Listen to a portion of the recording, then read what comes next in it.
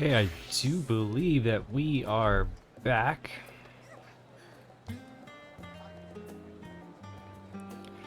Took a brief break for all the lessons we learned when we were children. Nap, snack, inventory sortage. Took a few extra minutes because there was like one ray of sunlight coming through the window in front of me that was just kind of burning a hole in my head, so I had to explore an alternative lighting solution, aka blanket. But I think we can dive back into the MSQ and see where we go. As soon as I can find my controller. There we go. Alright, let's see where we end up. Where we left off before, let's see, what did we see? We had gotten our quick review back at the Scion base. We had decided that we were going to go to Charleon first.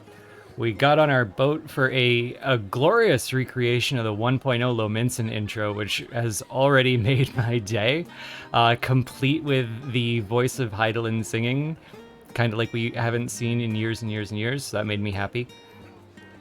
We have arrived in Charleon, and we had a choice between exploring why the Forum was being so weird and what they know that we don't, or going to Thavnair, and we decided to stick around here for now, just because, I mean, we just got here. Why change moods? We already know that's going to be a huge part of the story. And we haven't quite figured out what's going on there yet. We did some research in the library. I swear one of the books is entirely a shitpost about the people who think Y'shtola is immortal because of her lore book entry. I'm going to see if I can go back for some screenshots of that, because that also made me laugh quite a bit. But where we left off, Alize has noticed that there are some crates being taken to Labyrinthos by the people in Charleon who are responsible for basically going around the world and picking up all of the interesting things that have slipped through the cracks that they don't have back in the motherland. So, let's see where that takes us.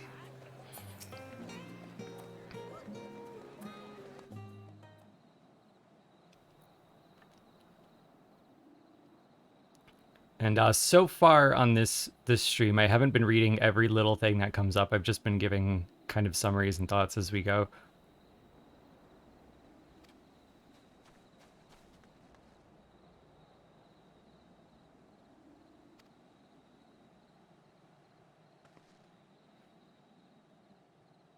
Yeah, the Gleaners, that was their name.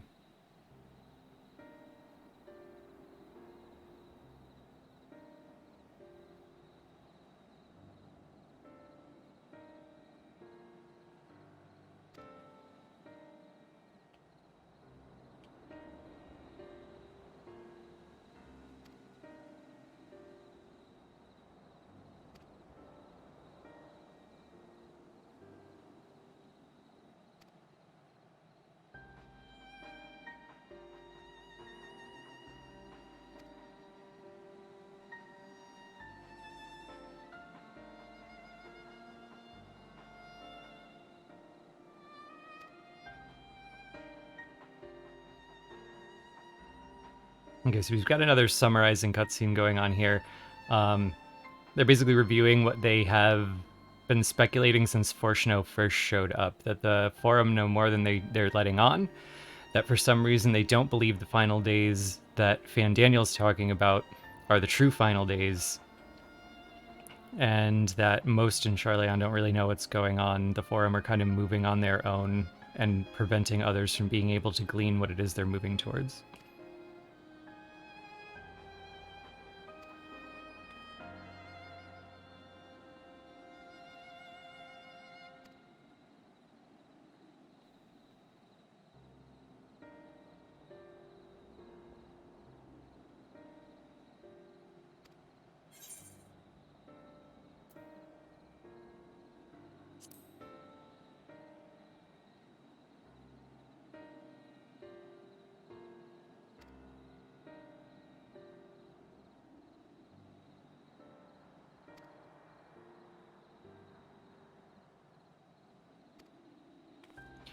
One warning I do have, aside from that I'm more summarizing than reading everything out loud, is that I'm also doing the side quests as they pop up, so it feels like I'm learning about the zones in real time, seeing the stories as they're supposed to take place, which feels really great, but also makes me really slow.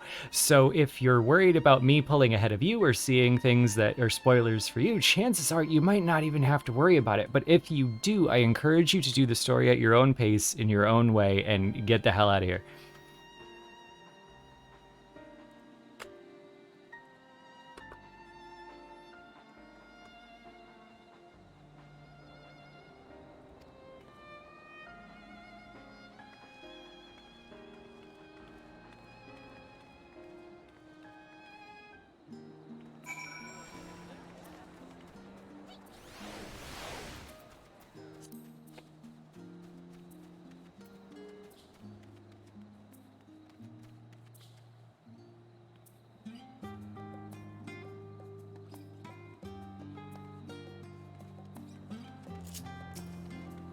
This guy's cracking me up too. I'm going to call him Beavis. And he seems to be talking about the Charlayan equivalent of MTV, The Wandering Minstrel. It's gonna be like one of my mile markers around the town.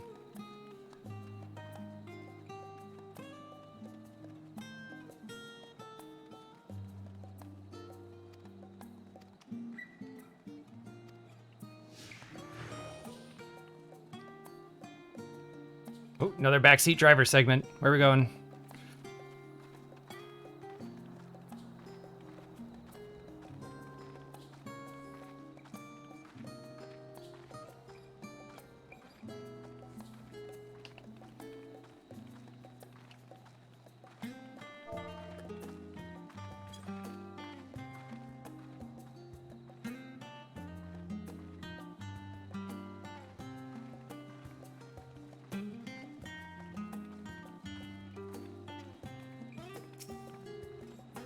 Try to keep up, she says, going the speed of smell. Oh, gee! Crap.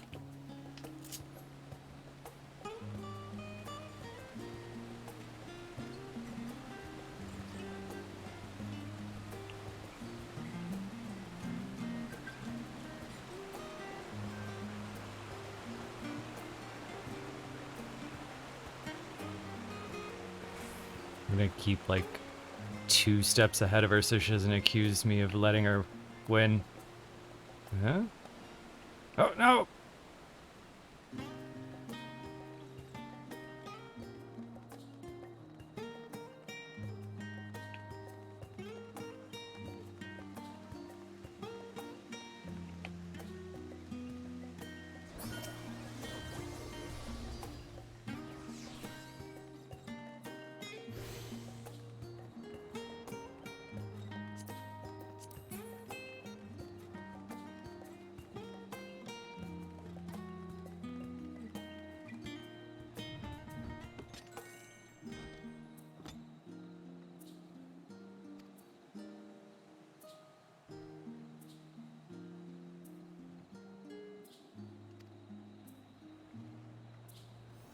Which etherite is this? Did I attune to that? Probably. Hopefully.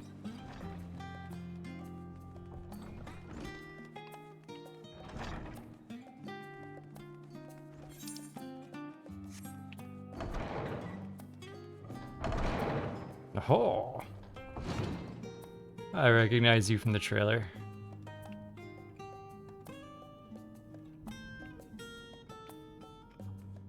Sightseeing log.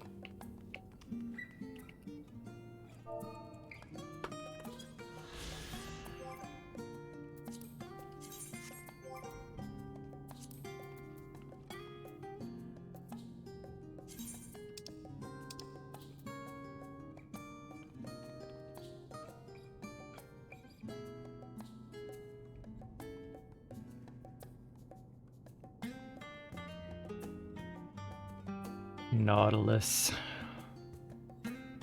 Uh-oh. I'm still so open to this being the one thing. There's always one shit looks like other shit theory that pans out, and I'm so ready for it to be the spiral, just so Rook can never let me live it down.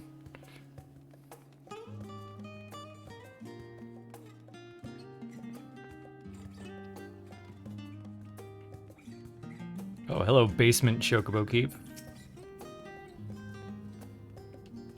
in a nice coat.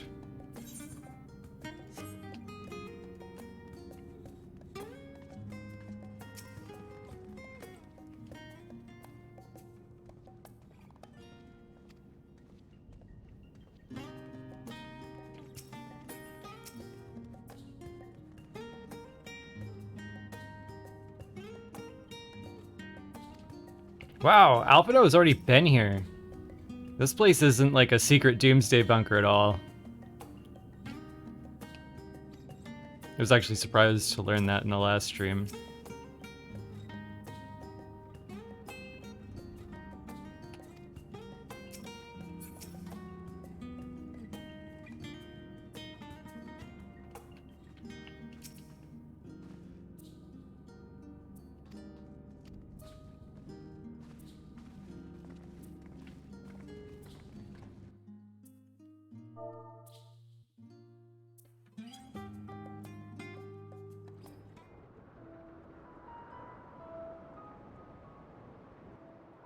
Deep beneath the scholar's city shines a false sun within a fabricated sky. In any age exist those who consider the floor an extension of their bookshelves, and this vault's architects surely belonged to that special breed. If the stack grows too high, start a new one. If no room remains, then make more rooms. A simple solution at first, and then bit by bit, a profound transformation. Knowledge buried beneath knowledge, a growing, creeping labyrinth from which there is no escape.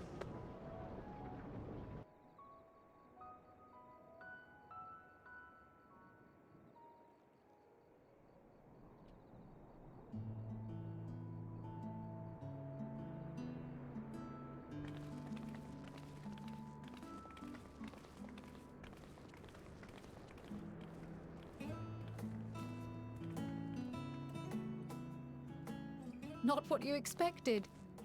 I must admit, the artifice is very convincing. But I assure you that we are beneath Sharlayan itself.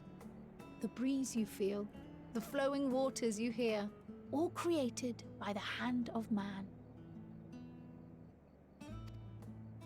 The island is volcanic, you see, and once upon a time this great hollow must have been a reservoir for magma. It was discovered some 400 years ago, at which point it was repurposed as a storage facility for scrolls and samples and such. Renovations have continued, with nigh on no interruption to this day, with a... Oops, sorry, Ashola. Aren't those people gleaners?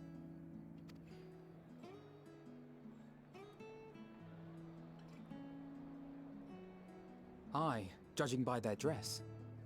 They are said to work alone as a rule, but 'twould seem that rule is being enthusiastically broken today. It may be as you And suspected, they judge me. but they are engaged in a task apart from the norm.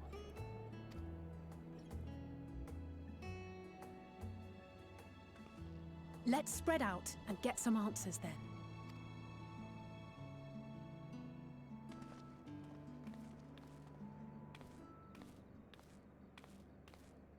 Ugh.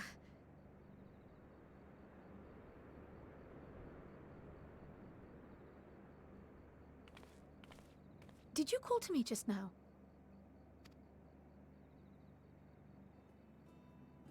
No. How odd. I must be a bit dizzy from the descent. I'll be fine, I'm sure. Let's get to work, shall we?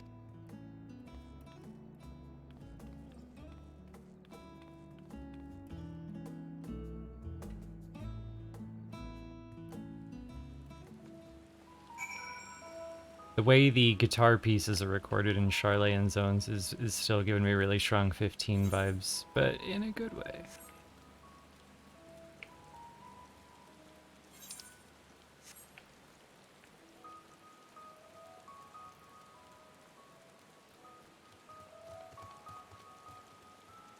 Hello everyone, would anyone care to talk to me about your super secret plan?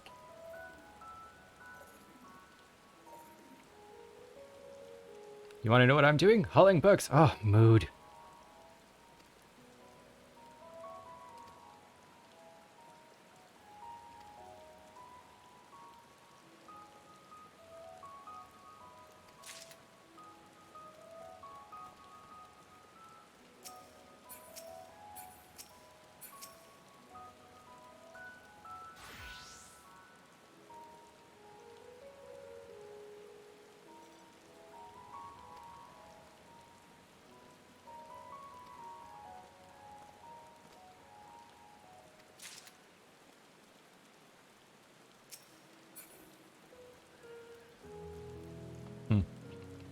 For people down here supposedly lying against me, they're very relatable. Forced to haul goods around, racked with anxiety.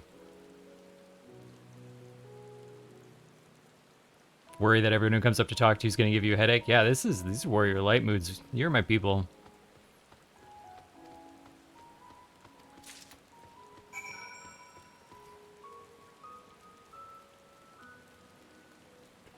Hey, Murph. I actually didn't expect anybody from the FC to drop in. I very rarely have any overlap between FC stuff and lore-related stuff. But it's good to see you anyway.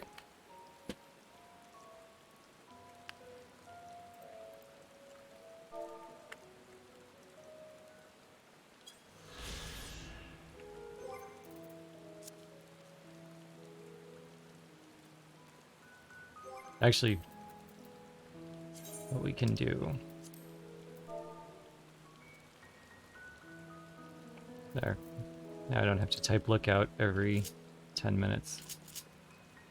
Just drop that on the bar for this expansion.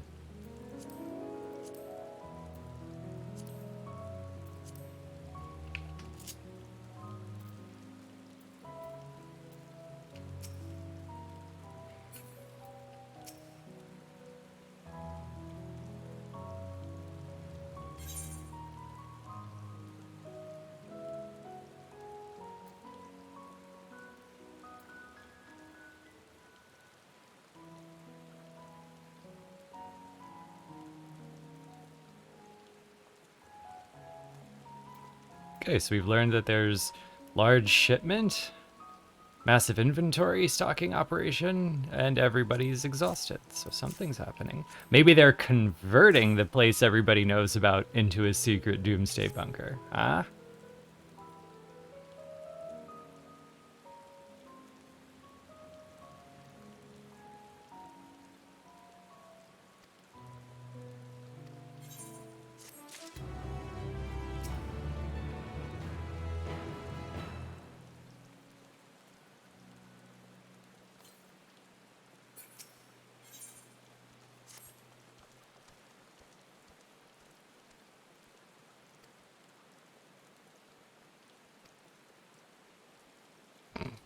Now there's multiple people from my FC saying hello, so I'm going to like slowly VIP them all because I was about to say I trust them not to spoil me, but I trust them to know that if they spoil me, they will be in trouble elsewhere.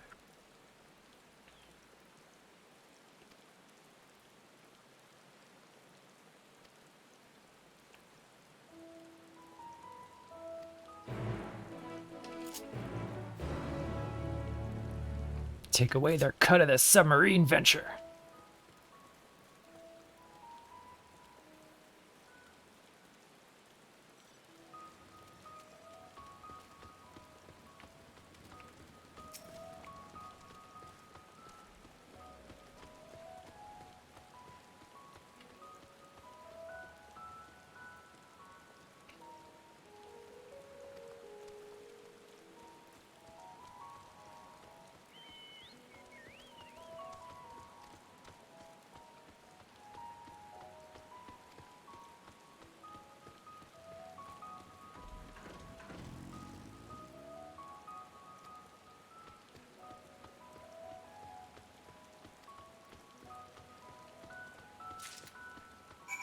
First combat-related errand of the warrior of light in this expansion is whacking marmots on the head with a stick and stuffing them into a sack because they've lost them all in this place, and that feels very on brand. That actually feels like very consistent writing for this game.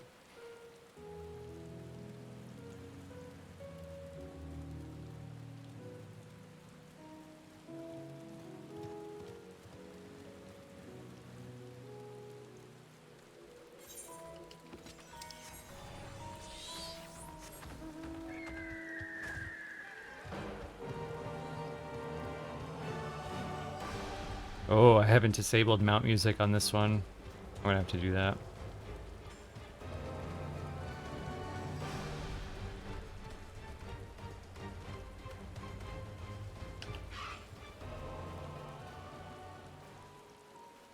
Moose versus mouse, round one.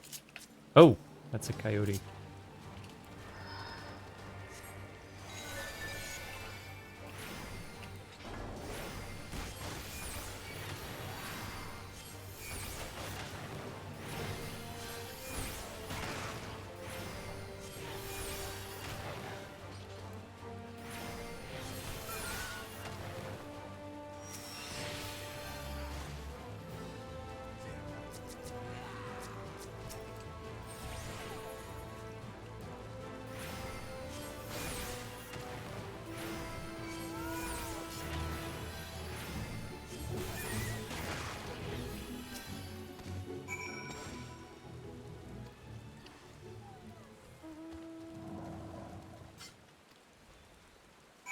Well, for a second I was happy I didn't have to, like, beat the marmot over the head with a stick, but now it got away.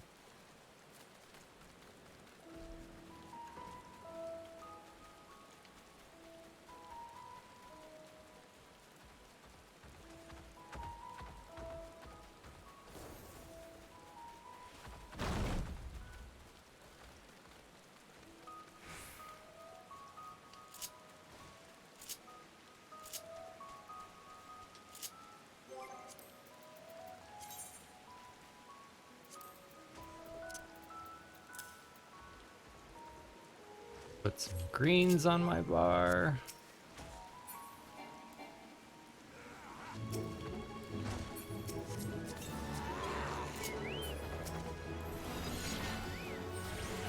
You'll notice that due to a forum shitpost in maybe 2011, 2012, I named my firstborn Chocobo after Fern Halls.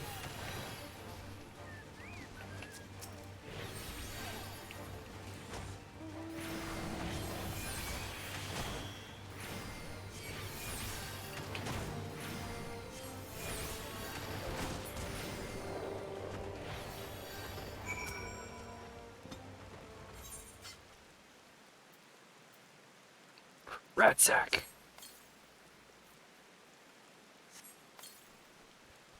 Oh, he got away again. Classic warrior of light situation.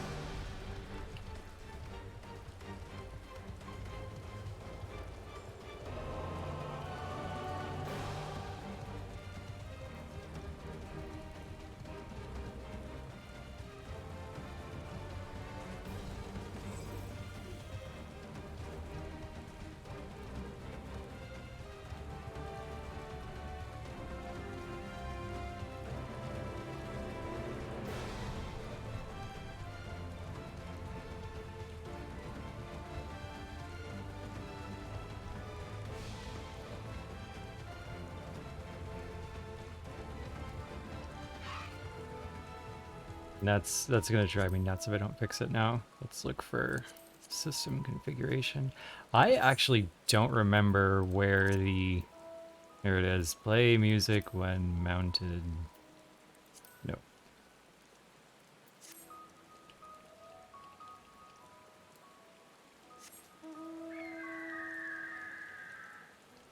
Perfect. Ah, thanks, Murph. I have not committed many of the chat comments to memory.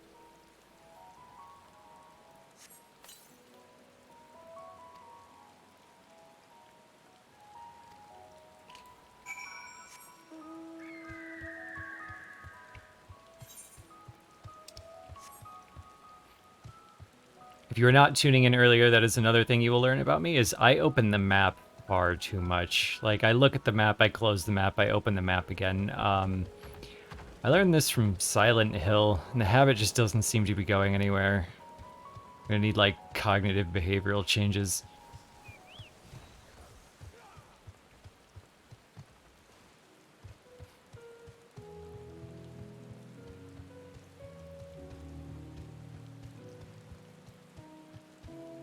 Oh no, side quests? No, don't make me... Alright, we'll finish this one.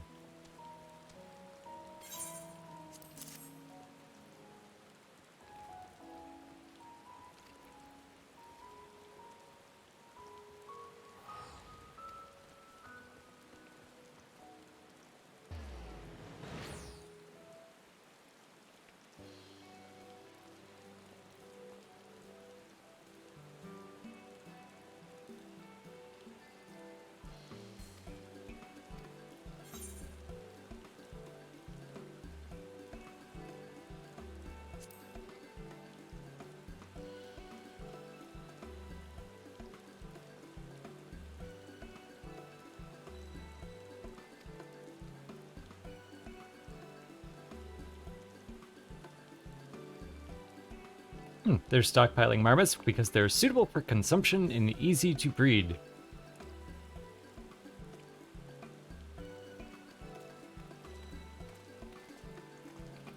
Maybe I wrote off my theory that this place was going to be used as the obvious solution for a worldwide disaster that would have been the right thing to do in the case of every other calamity in history, and just a doomsday bunker to wait things out. After all, I shouldn't have been so quick to throw that away just because Alize had been here before, I guess.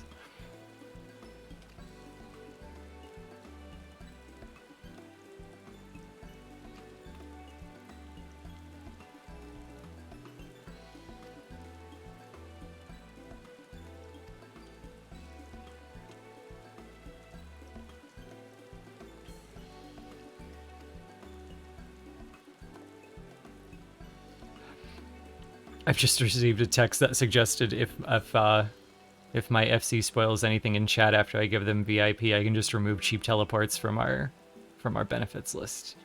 That seems to be the thing they respond most to. This was a good idea.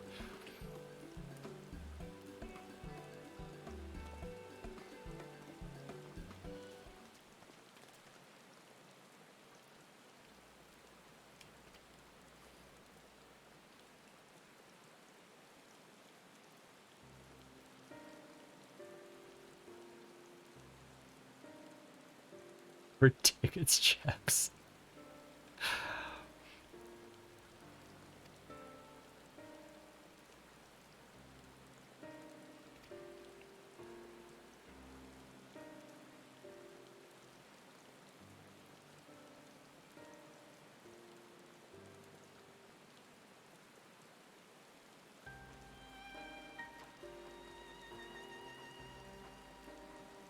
Oh, so despite claiming that they don't believe the Tilafora are bringing the real final days, they started constructing or converting this place 4 days after they showed up.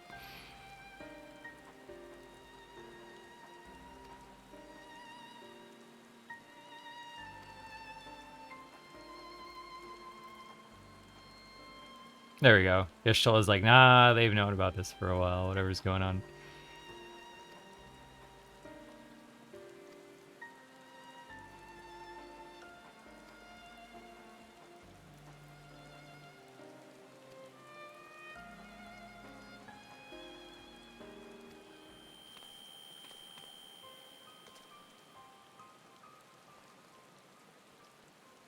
Not once a support, shadow twice as a plot point.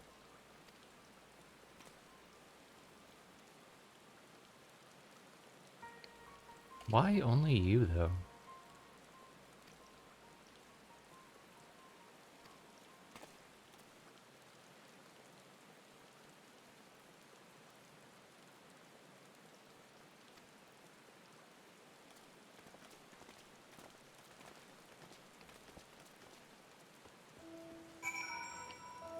Okay, so we'll leave the green there, since that's the easy, obvious quest switch.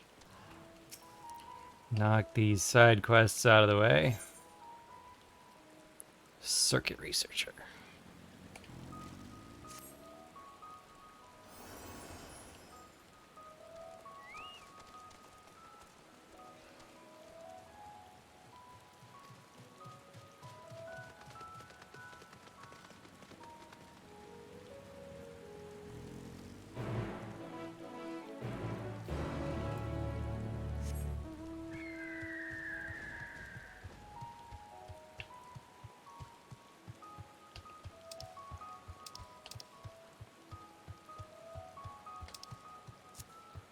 Problems with the temperature regulation machines. Warrior of Light.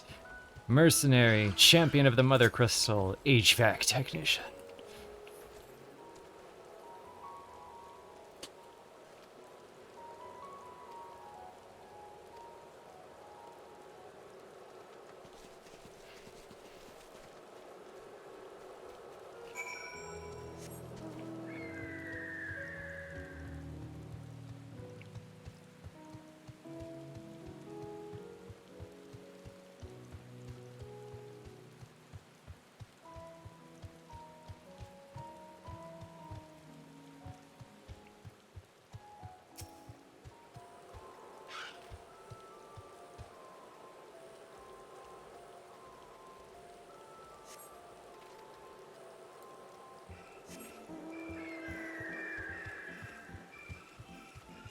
Mist sprayer.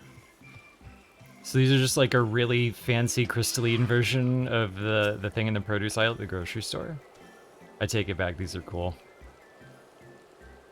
I've always secretly liked those for no reason at all.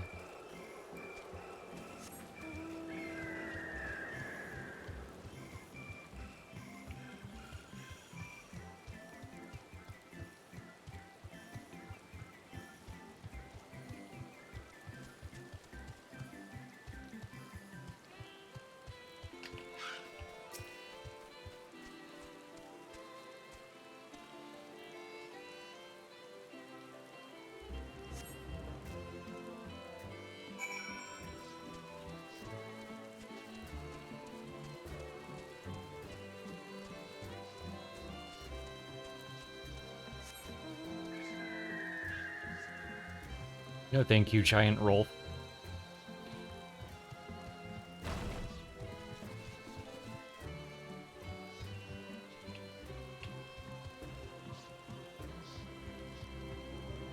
Oh god.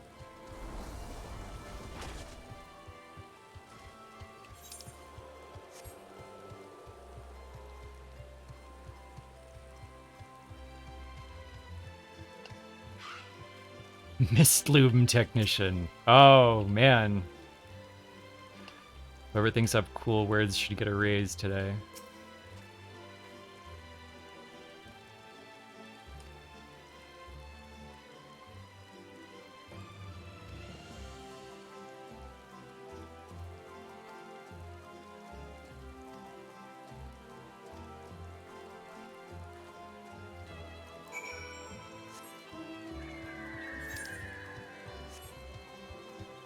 Okay, so that quest was a little bit of free EXP and the world flavor knowledge that they use vegetable sprayers to keep this place nice and green.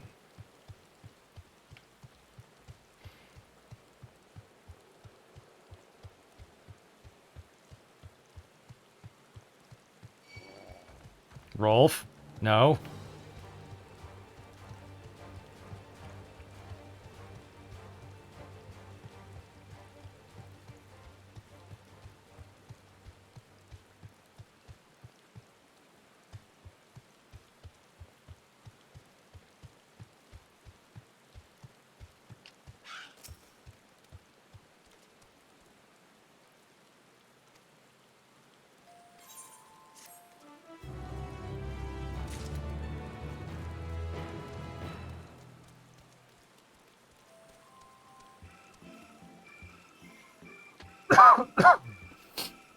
This is one of the things that I think it helps doing the side quests in real time, is I think a lot of people are like, I'm gonna do them on a second job. And I tell myself that, but then they sit there for 2 years because I like come back on a second job and they give like this much EXP, where the armory bonus doesn't. It gives like a lot more than that. So I never do these at all, and then I rush to do them before the next expansion, and then I'm sitting there 2 years after the main scenario where I came down and realized that these people are just like overworked forum lackeys that are trying to convert this place on a rush, and instead I've got barely any context in my memory for running around fixing a vegetable sprayer. So this is the vastly superior approach I've found.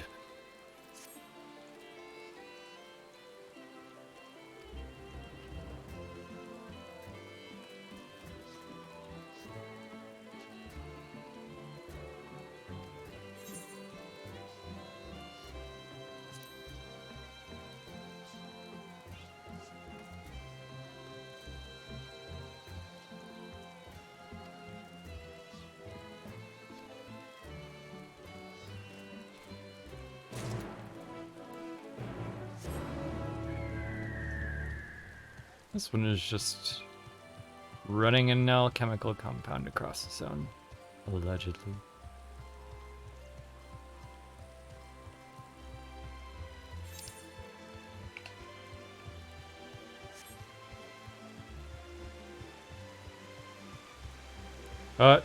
Distant second cousin I have never met.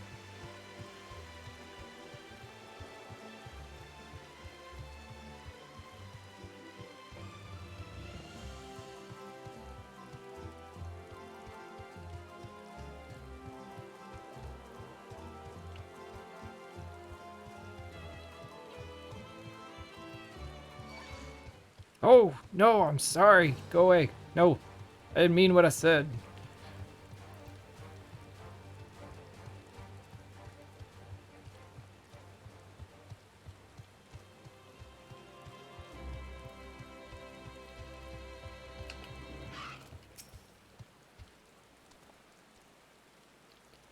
Yeah, using side quests as DPS queue time killer. That was what I did during 2.0. It was 3.0 that I really messed up and said I'd do it later and didn't. And I had to reevaluate my whole strategy.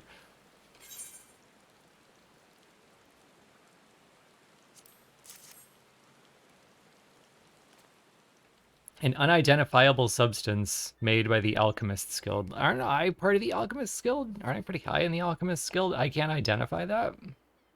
Slacking. Ah, yes, the Uldan compound. Not ominous. I mean, this is a side quest, so no, not ominous, but...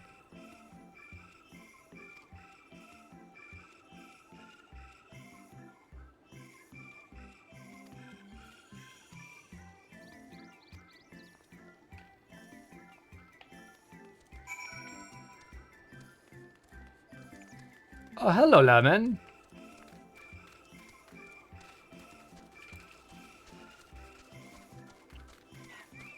I'm surprised to see you here, Lemon. How are you enjoying the MSQ so far? Or I should say the game so far. Who am I to assume you have done the MSQ first?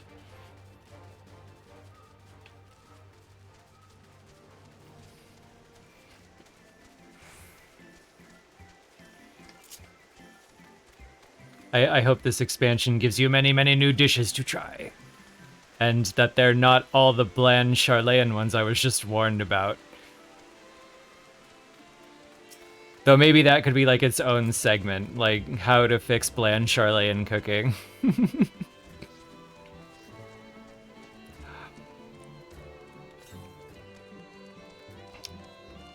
But for being honest, looking forward to the spicy Thavnarian.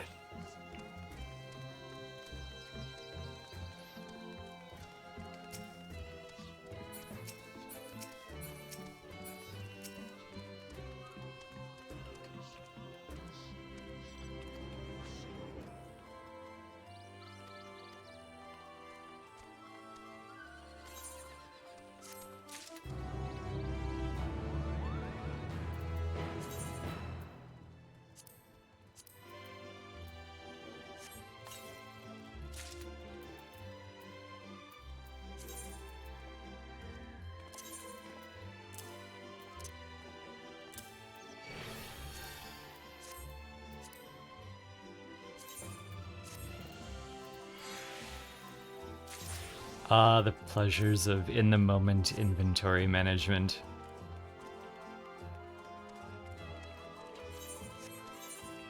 Alright, one more.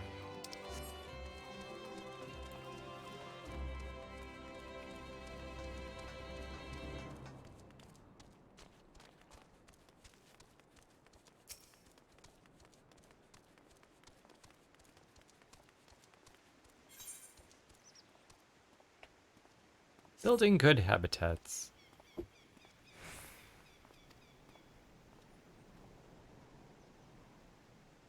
I'm to hunt down a number of caribou. Oh, you leave me out of that. Don't need that coming up at the family reunion.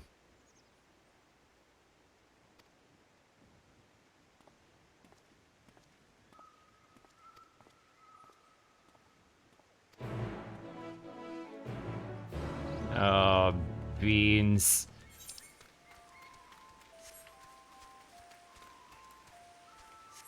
Like, we've never been that close of relations, I grant you, but like, it's just gonna make things awkward.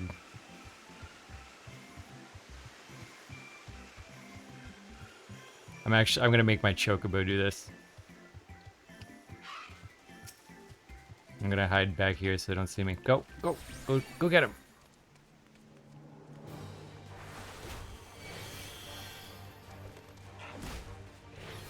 I've been spotted.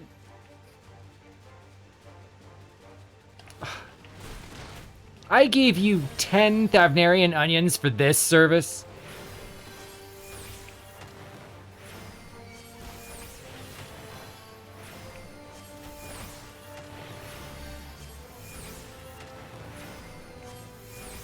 Now we're gonna have to kill all the witnesses.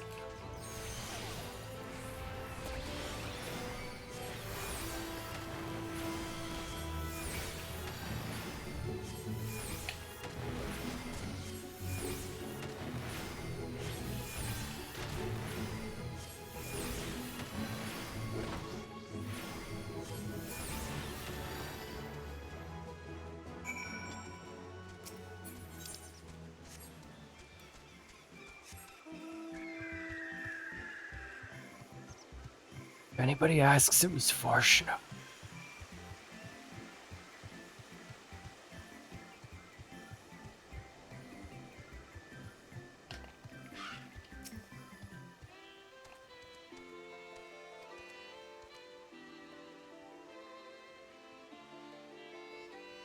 Every part of the carcass is harvested and put to use, a practice I will carry out with the creatures you slew. Okay, well, that's good. Waste not, want not. Get rid of all the evidence.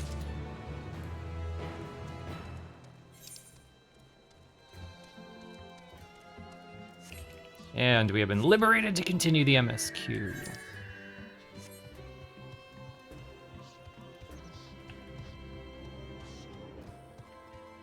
They were like, this artificial habitat is very convincing, isn't it? But I think this is just like the regular skybox with a couple lines over it, which is a very clever solution.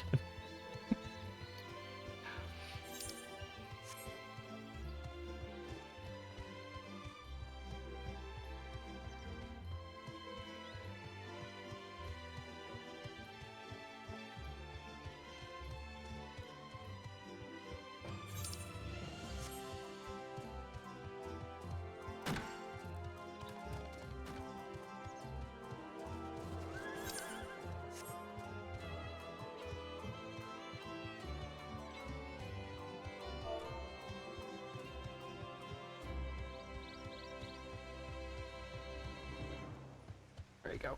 Found a minute to enable your chat, Lemon.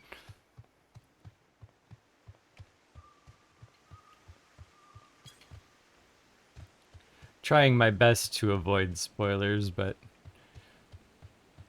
I think in practice the only way to truly avoid them is to do the MSQ faster.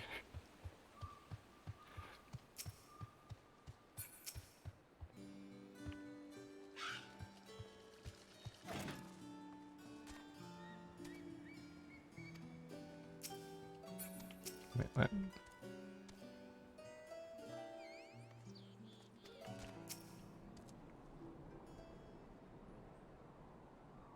Oh wow, I did that side quest about how the sprayers work to come over here and just be told about the sprayers by Alize.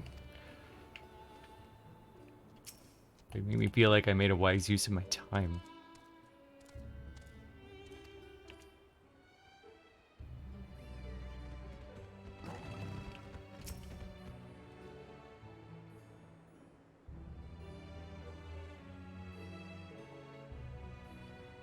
Behold the Archeon, not Acheron, Archeon.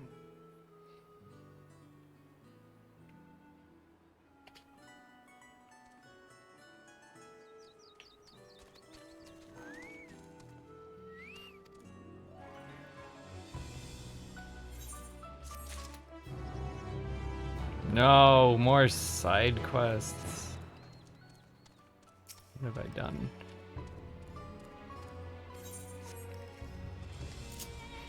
Like, I always say it was such a whining voice, but it's only when I just finish them and more pop up. You look strong and sturdy, and more importantly, idle. Oh, thank you.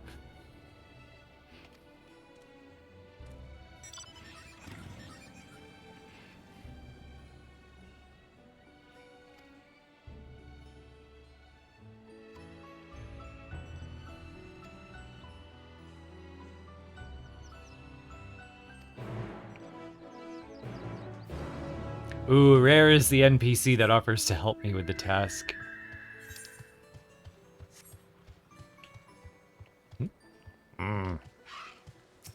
Attune. day, back in the day, all the Aetherites used to be standing in water. It was very, very rare you would see one that wasn't. Nostalgia.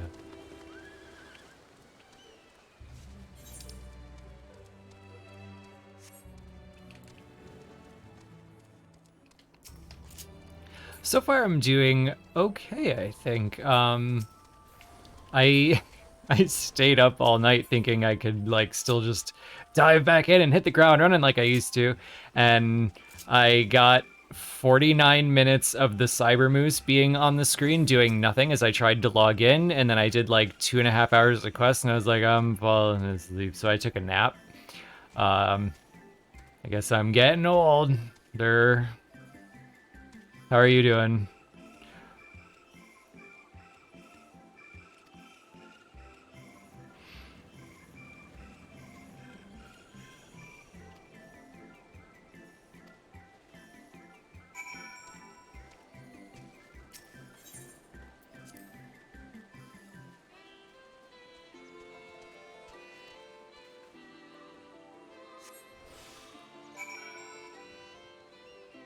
Just a normal day of gaming? Oh, see, that was probably the smart thing to do.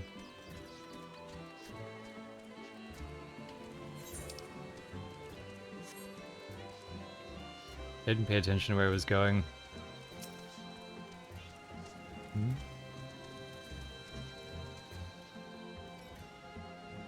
Oh, there we go.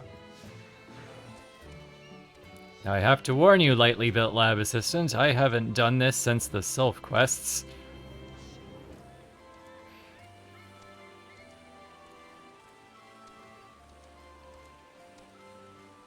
Yeah, 2 nights of bad sleep in a row is a bad feeling. the night I stayed up making the souffle for the show, I think that reset my sleep schedule for almost 3 weeks.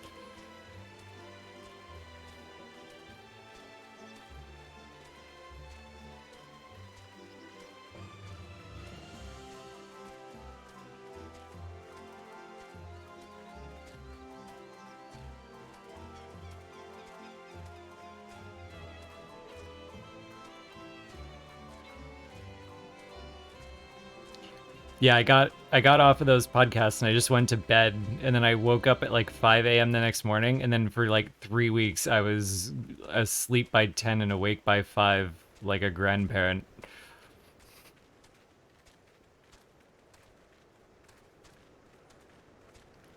Did give me like a nice little way to not do paperwork at 4 in the morning, I admit.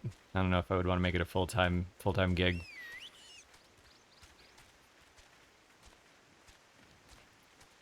Grandpa Moose is like the one thing I think I have going for me is that like I feel like a lot of other streamers are gonna kind of age out of the vibe they've got going one day, whereas I'm just gonna keep looking more and more the part as I get old and gray and bearded. I'll get like a nice chair. I'll move into a room with a fireplace. Like I've got like job security as a loremonger.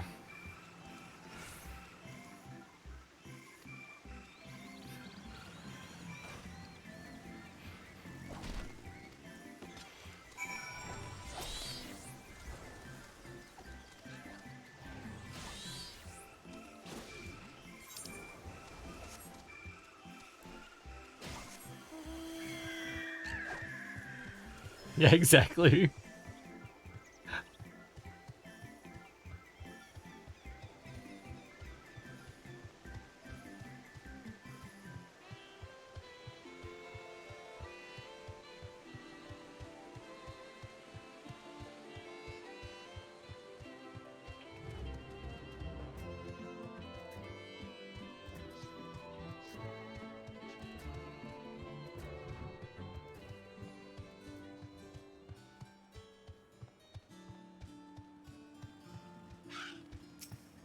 Chatbird.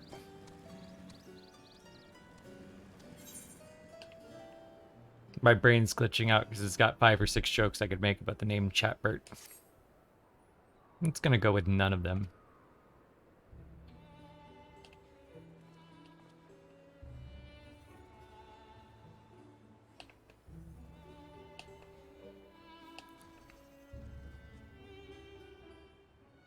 Though the haircut that nice, but it's pronounced Sheber.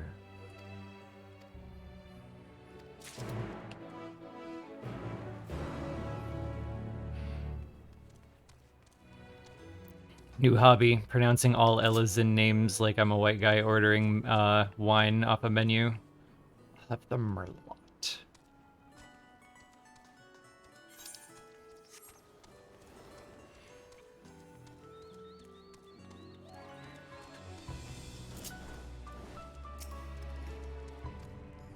Oh, gemstone trader. Cool, I just have to talk to you.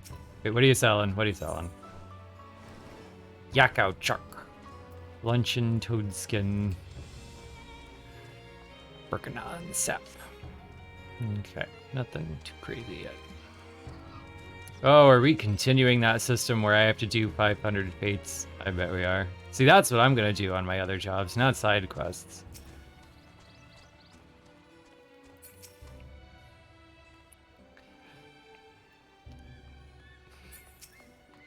Right, if you were around for 1.0, do you remember the Hildebrand quest where Hildebrand couldn't say Arianshe's name all day? Master Horyanger! Master Yearlyonger.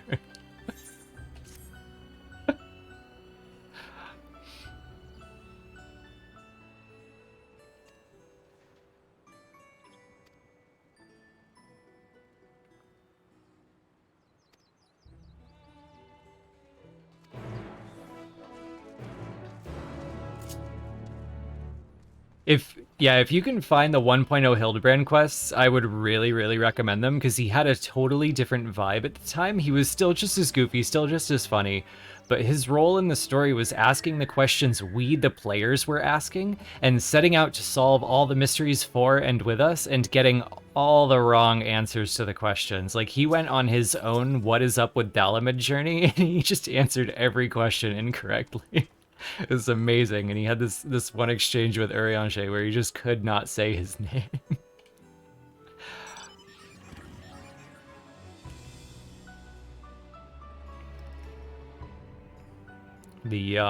The conclusion of that quest is how he ended up falling from space and hanging out with zombies as his intro in 2.0.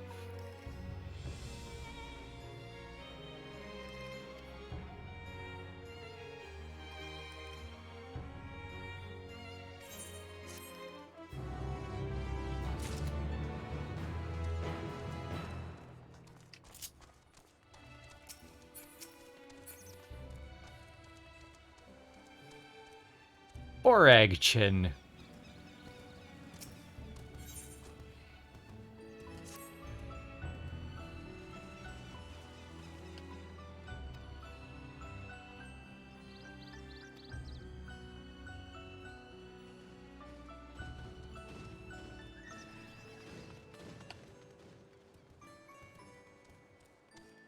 Oh wait, no, I was only gonna do that to the Elizin names.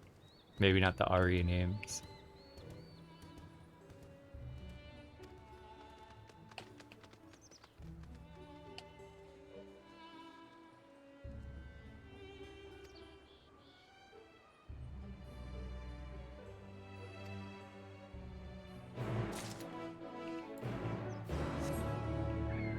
A classic leave chunks of raw meat laying around and wait for things to happen quest.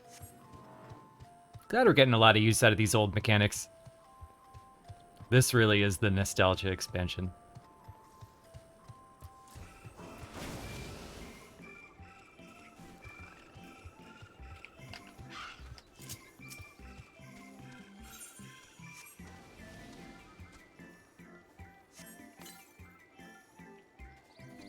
Hmm?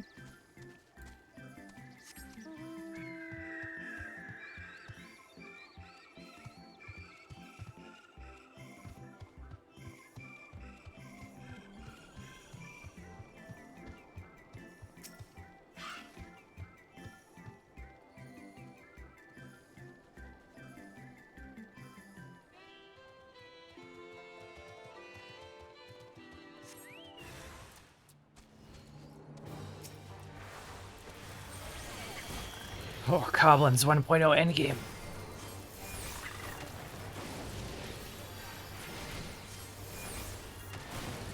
You thought my pillow was a green screen moon landing scape? I'm gonna pretend that was on purpose. It's my moon pillow. I'm in a very large bowl chair because I refuse to sit upright in like a nice office or racing chair while gaming. I grew up in the era of, uh-oh, I'm supposed to be doing something with this, aren't I? Use key item bag? It's usually bag. Yes, okay. I refuse to sit while gaming. I must recline. I come from the era of sitting in front of the couch, not like on the floor, playing PlayStation, and it feels wrong to sit in an office chair with my hands on a keyboard while gaming. That's work. If you're gonna sit with your hands on a keyboard while gaming, you're gonna be playing like Math Blaster. That's what my brain says, and I understand that my brain is wrong, but I don't care. I must recline. Yes, the pop is on.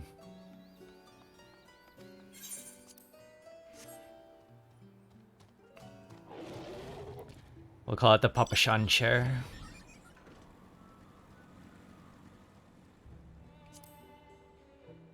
One subdued standard size goblin for delivery.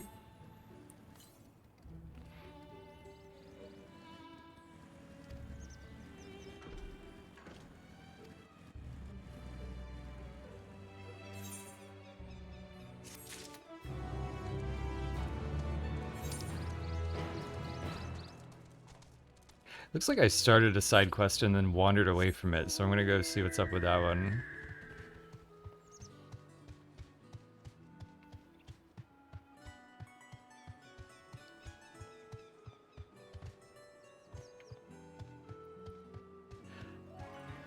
I did play 1.0 with a keyboard and mouse, and there were a lot of things about switching to the gamepad that I did not appreciate. Like, I feel like I spend a lot of time tabbing around between the interface stuff and not opening enough windows at a time, and that's all uncomfortable, but it'll never be like a greater weight on my analysis than how good it feels just having the joysticks all the time.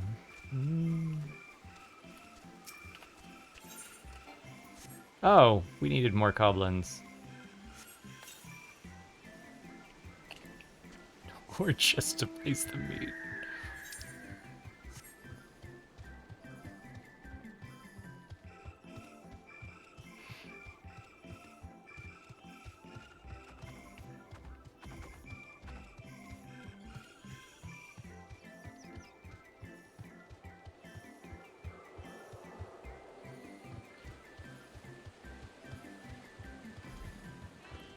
The pine cone butt dude? Is that Giant Rolf? Giant Rolf the pine cone butt? Hold on. See if I can get a good look here. Yeah, wow. They did. They put Giant Rolf in that machine from The Fly with a pine cone. Oh, they Jeff Goldblumed Rolf.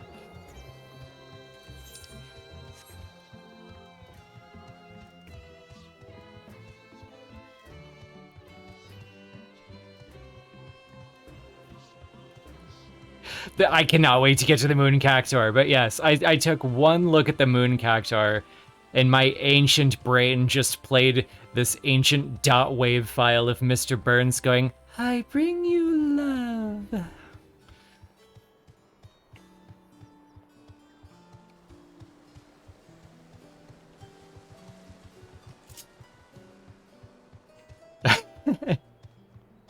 Oh, I'm glad I accidentally hit like an on-target in-joke.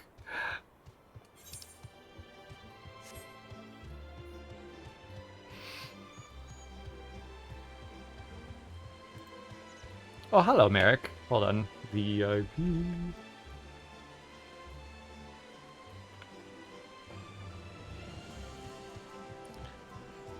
I feel like this is an easy way to get half the people I know to end up being VIPs on the stream is to give myself emote-only mode spoiler protection.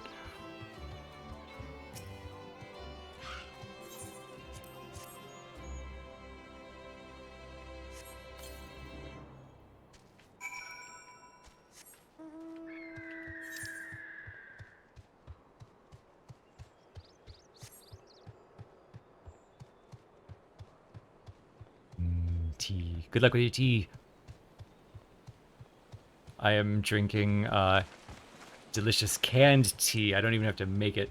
It is also probably 300 calories of pure sugar because my diet is about the same as a hummingbird. It is almost entirely sugar water.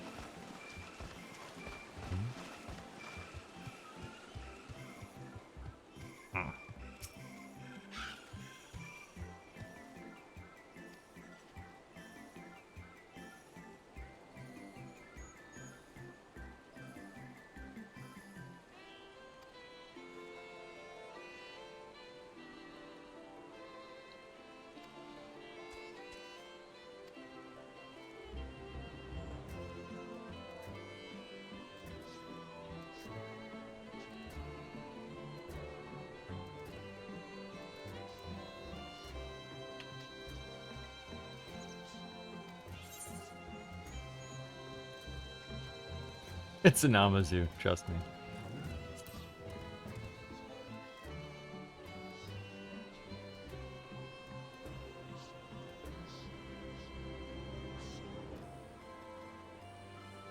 Voice from the front. Oh, you know you're an Amazu, yes, yes.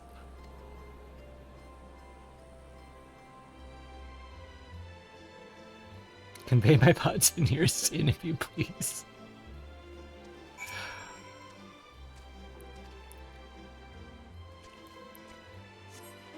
Actually, like, I'm really fond of the Namazu because it feels like an attempt to create, like, a,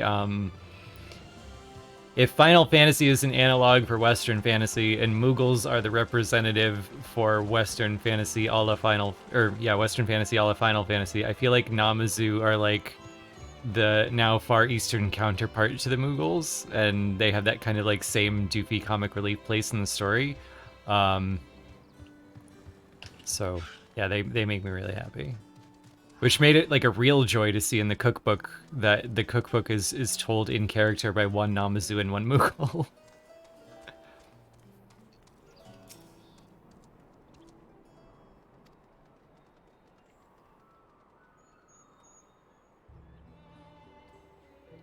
Are you telling me that Namazu are real?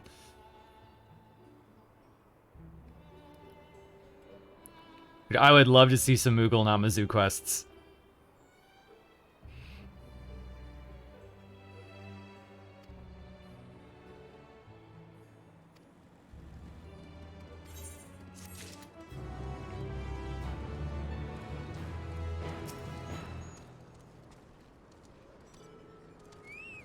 Like, in order for a Final Fantasy game to truly be a Final Fantasy game, there has to be some, like, really stupid, out-of-place, almost fourth-wall-breaking comedy in it, and I feel like the Namazu are able to get away with that in places the Moogles can't, and you could probably weaponize that by putting them in the same quests to some hilarity. Oh, one more.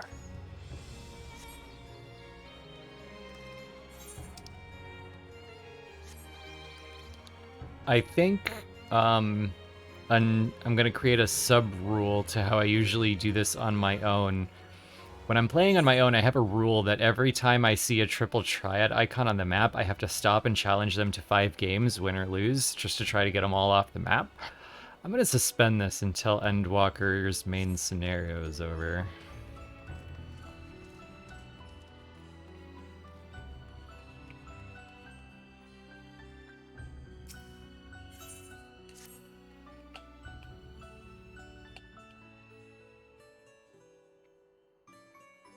Sir, if you could hold out your hand, I have something you really must eat. Please, I insist. I've done stranger things on this journey. Hand it over.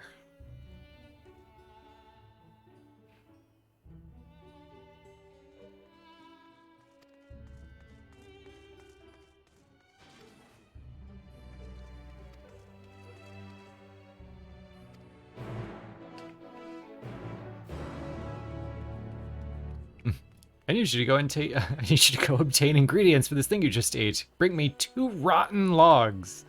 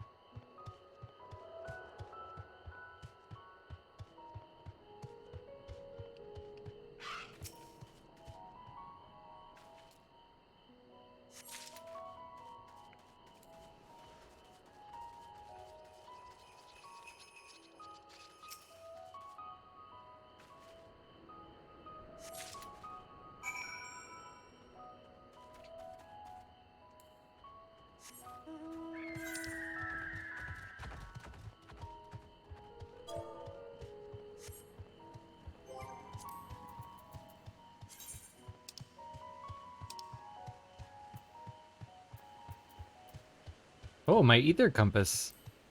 It doesn't work. Oh.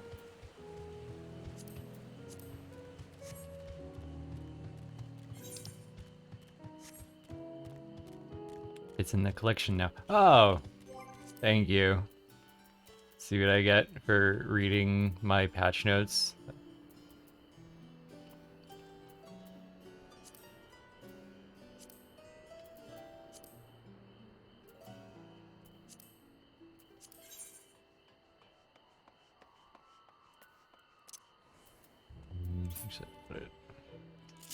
Put it over here with the lookout macro.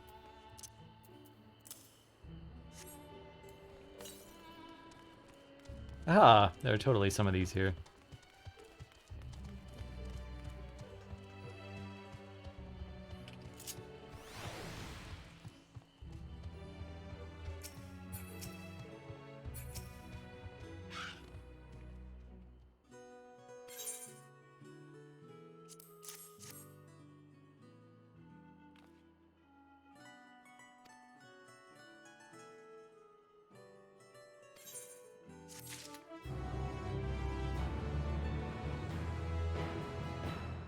Lift operator. Unavailable for use. Ugh.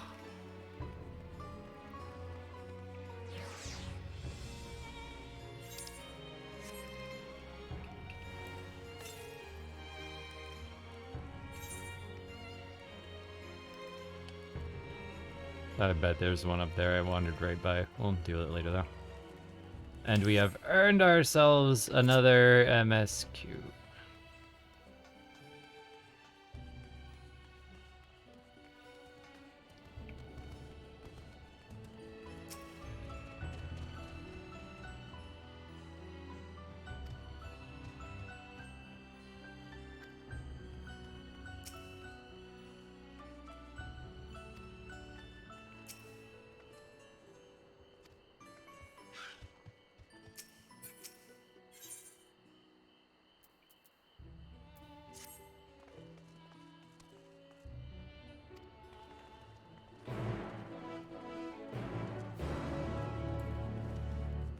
With the belts gone and the icons shifted, I keep looking up at my inventory and seeing there's like a blank space, like an uneven space in the green things, and I'm like, oh, I didn't equip something.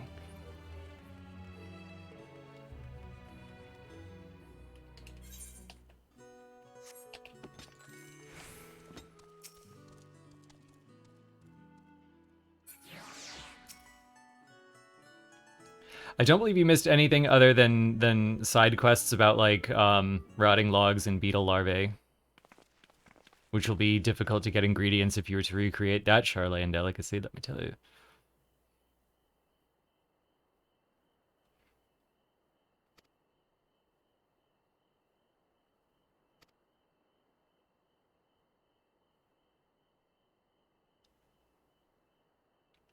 The only bugs I think I've ever eaten were cheese-covered mealworms.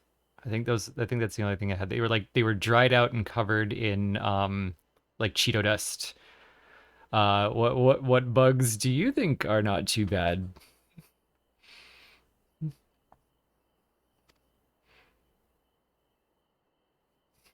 Yeah, Cheetle.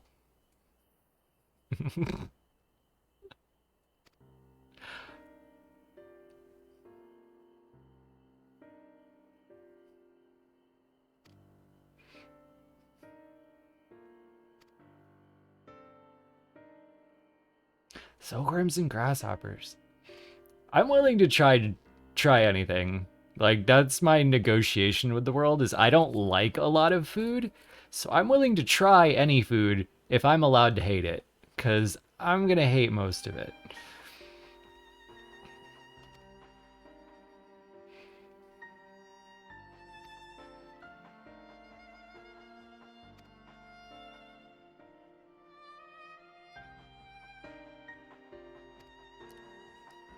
Yeah, gang, what do we do now that our brilliant plan of walk in and ask to peruse the vault has failed?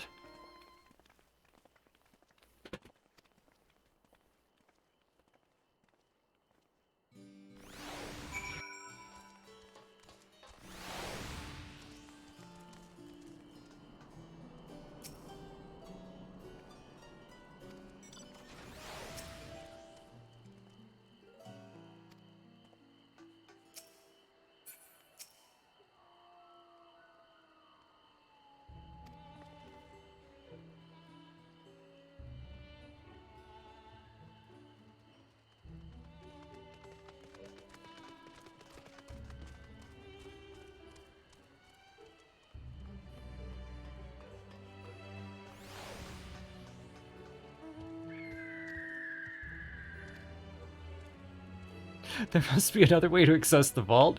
Quick, make friends with the people and try to just keep talking to them as they get on it.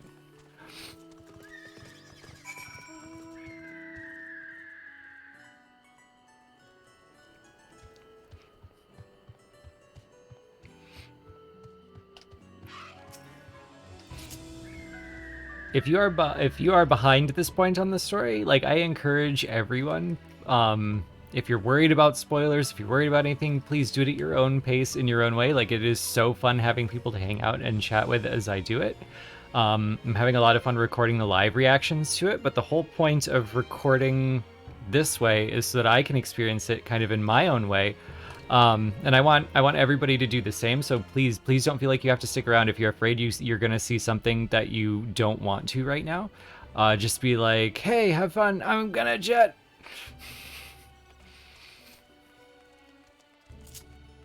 The last thing I want is to do this in my way and have someone else not be able to do it in their way.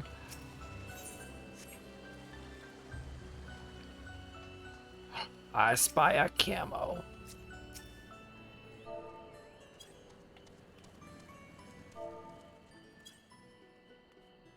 My emote. No.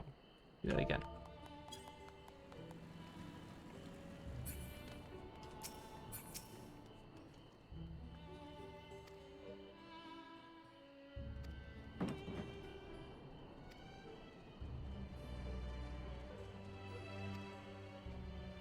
A squealing box that shakes. If the pot was Anonymoose, I'm going to guess you are a paisa.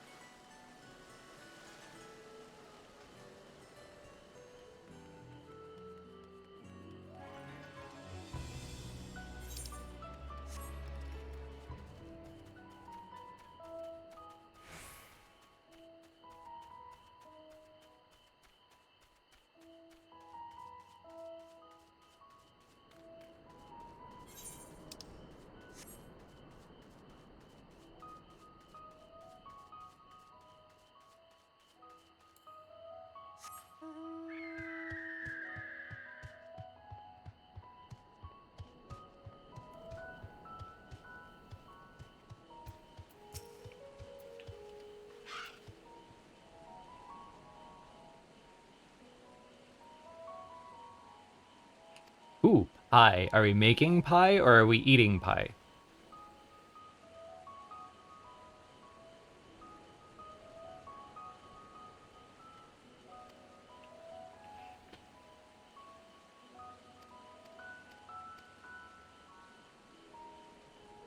About to post another pic. Ooh, okay. So that gives me a plan. I feel like I need to engage more of your Twitter posts so the algorithm will start shoving more of them into my feed.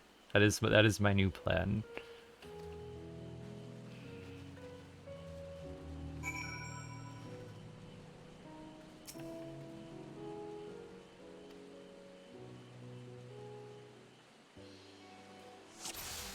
Uh-oh. Load art segment. Is it you I'm trying to get? Or is it you I'm trying to get? Boop. You have sedated the wrong bird.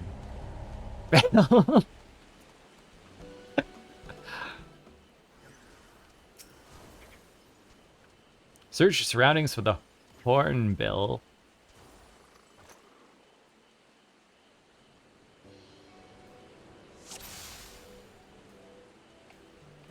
What's that other one back there?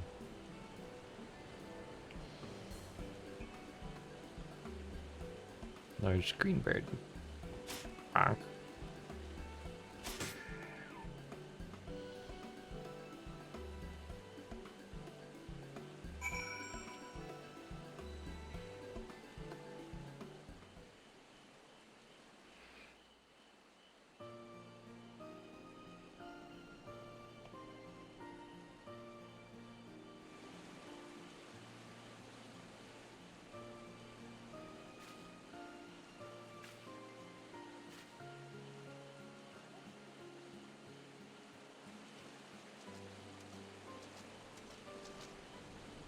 Fair shot.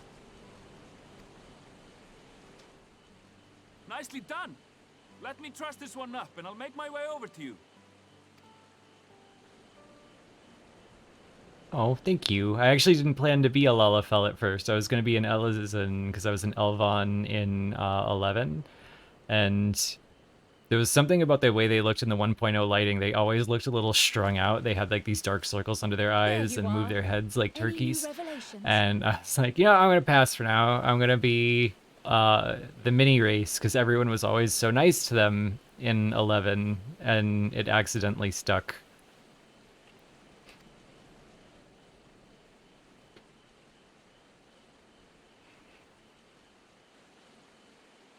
So you met with that gleaner again, this time to capture a hornbill. Yes, I do believe I have gotten in Bunny Boy's good graces. He may let us on the elevator. I understand catching and bringing in creatures from the outside, but what's the point of chasing after ones already here? Oh, it's a simple thing, really. Occasionally, we remove specimens no longer needed for study, or those we've had difficulty raising. But we can't simply turn them loose. Safely returning such creatures to their native habitats is another facet of a gleaner's duties. But not in this case, I'm afraid. I've been asked to bring the bird below.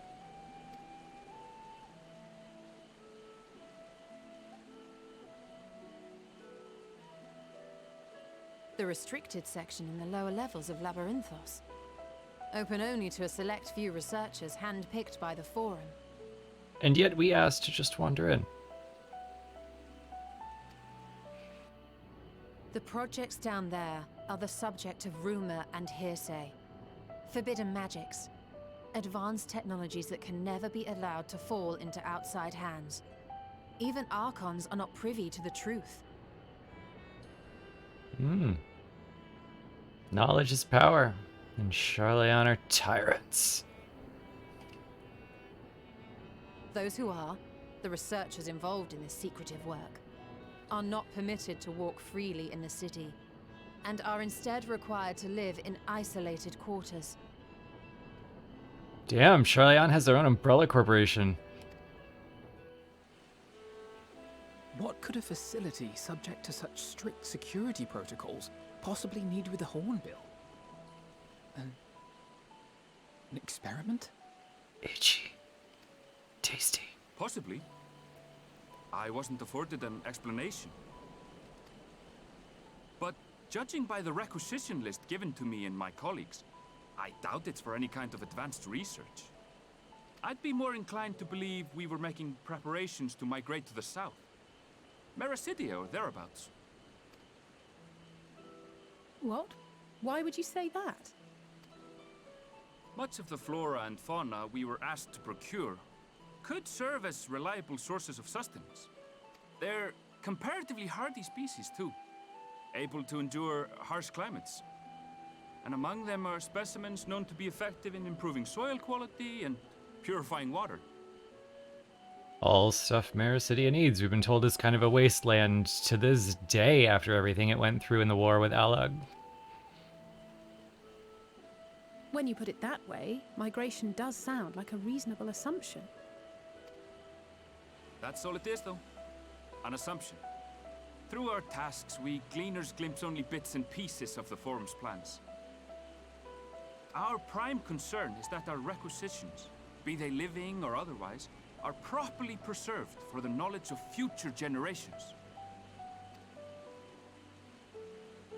Now, I really must be going. I regret that I cannot reward you as you deserve. Or can you? Perhaps you might reward us after a fashion then. It is imperative that we reach the lower levels. And seeing as you are already set to descend with your assigned cargo, mayhap we could accompany you as your assistants. I'm afraid that won't be possible. Once the animals have been prepared for transport, we send them down separately via the lift. I will of course follow after to make my report, but I can hardly pass you off as porters when there's nothing left to carry.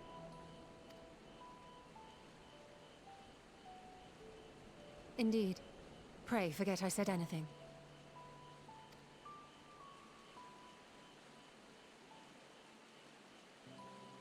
How do you feel about climbing?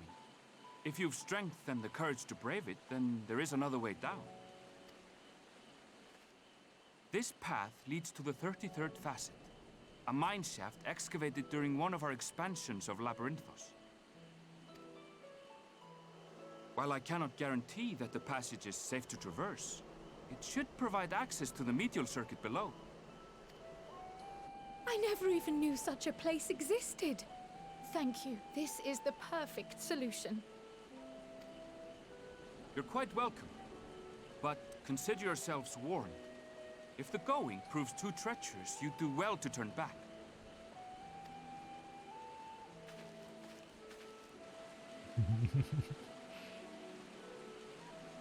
Well, turning back is hardly an option, not when we've come this far. Let's go and take a look at this mine shaft.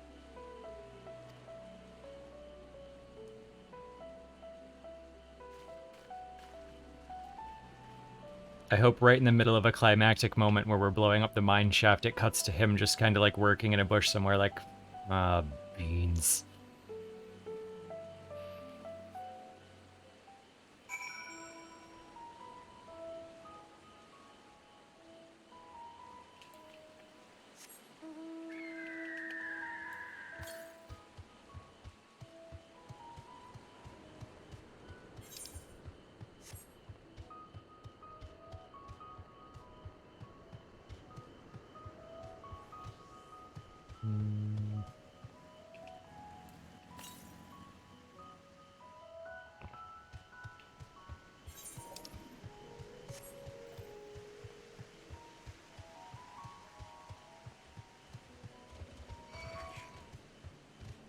Thank you.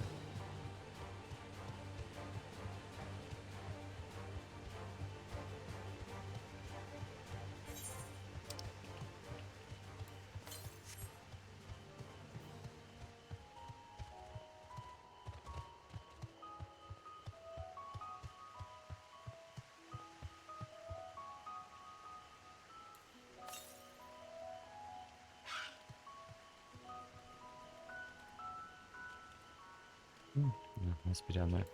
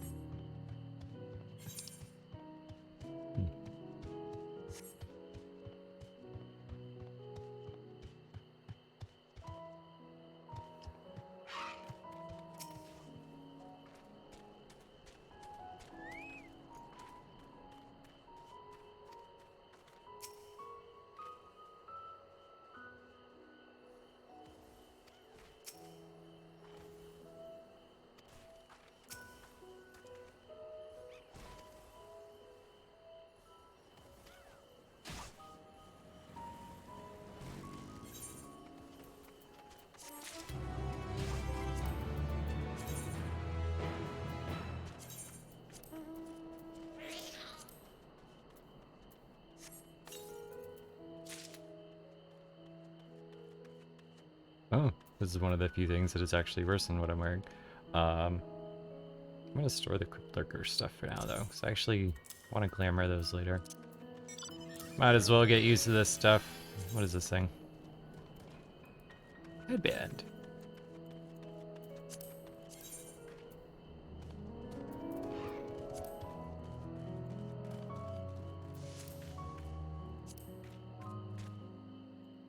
Actually not a bad headband for a Lalafell with this head. This hair clips through everything, just everything.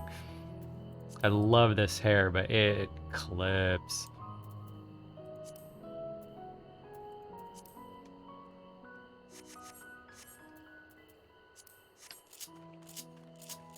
Unfortunately, Nerd Hat is the brand. Unable to apply glamour plates here. Oh, well, I guess we're wearing the Hachimaki.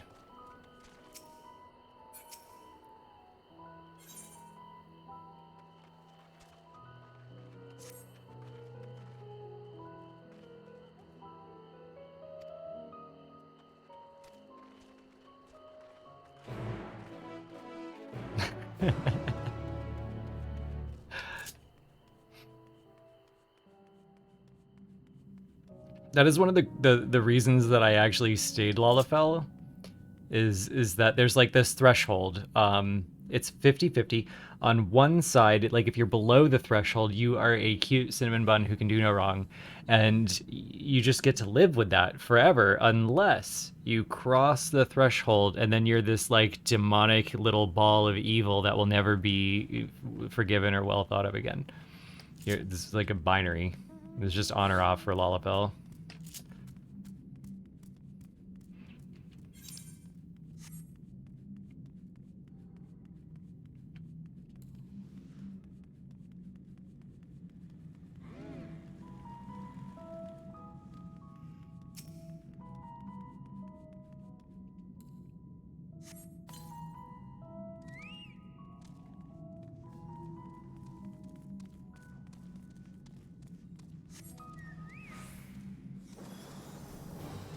Whoa.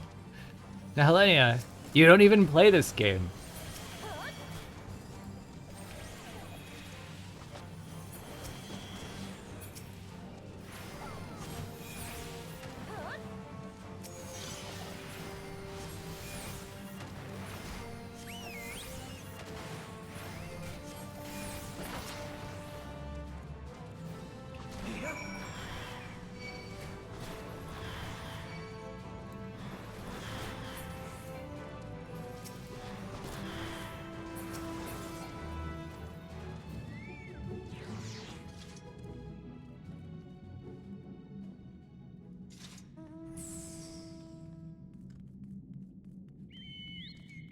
There, now you can talk.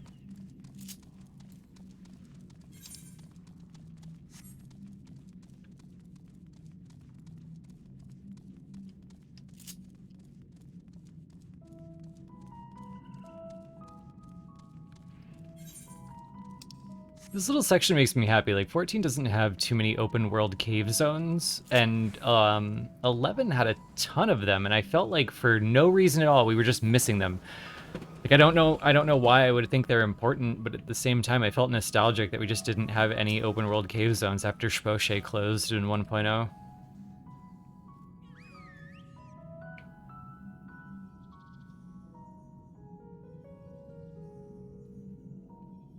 Saving up all my good juju for open world purple Permevian though.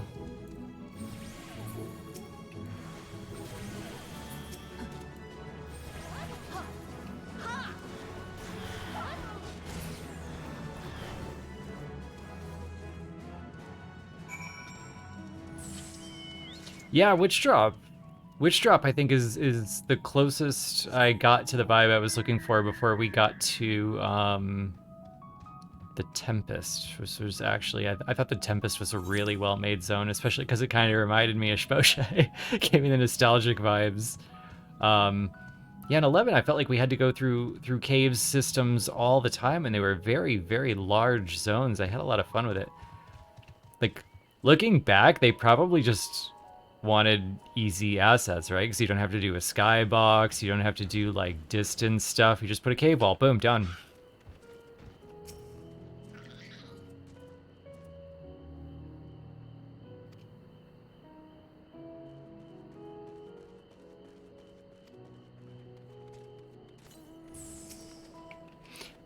Joel usually asks important questions, so...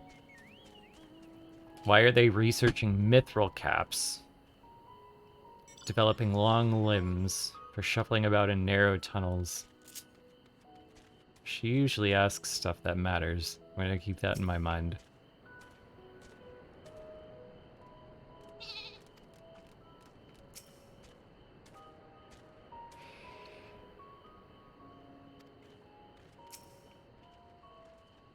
More attention being called to Kryl being a little foggy.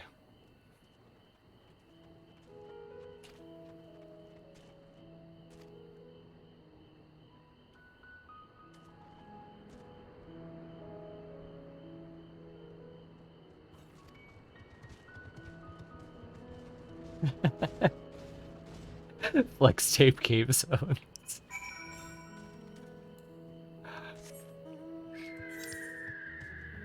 They kind of did that with I can't really think of the word.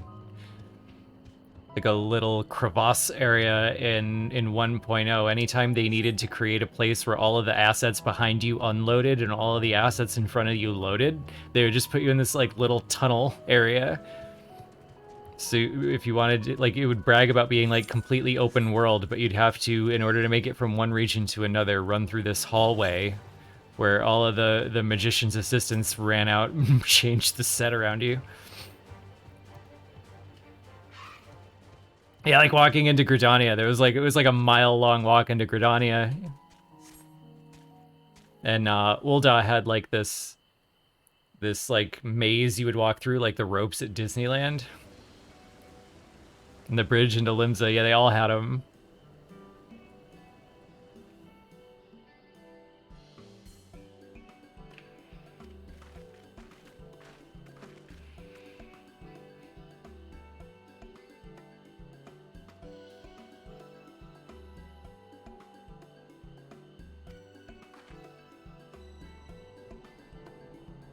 On second thought, if I'm trying to evade the forum's lackeys, this Hachimaki is probably the best disguise ever. I bet all they've been told to look out for is someone who's like 2 feet tall with a big nerd hat. Ha.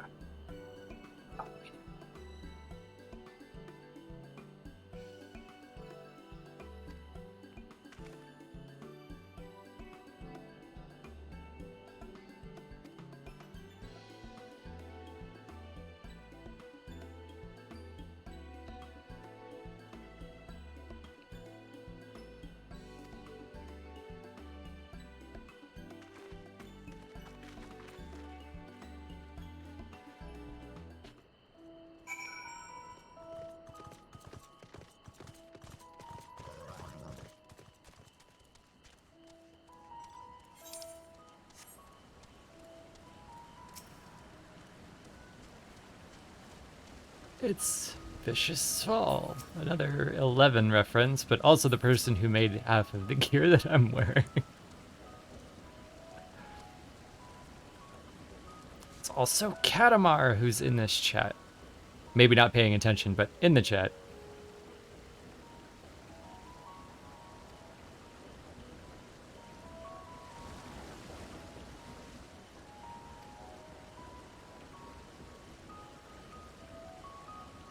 Yes, Nahelenia. We are in emote only mode because I don't want spoilers for the 11-year main scenario that we're doing right now. But I mean, you don't even play this game, so good luck. You can't spoil me. That's not a challenge.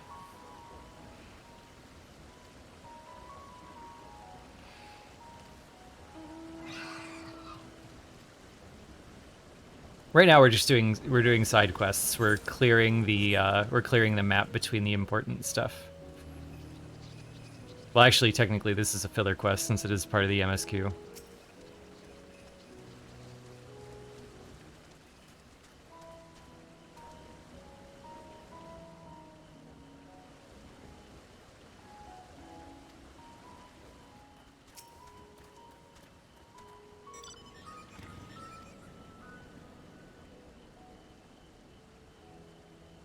Airmarked for aerial transport.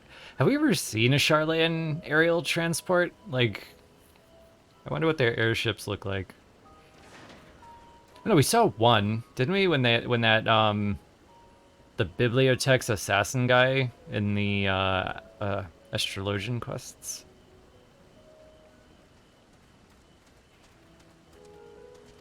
My memory might be making that up.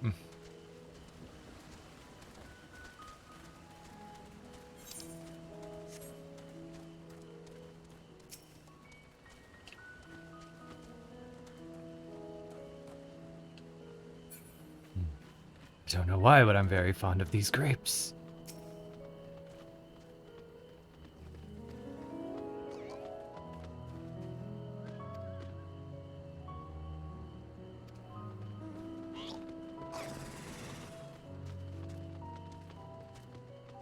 Oh, another mention of Corvos. They're mentioning that one a lot this span of quests.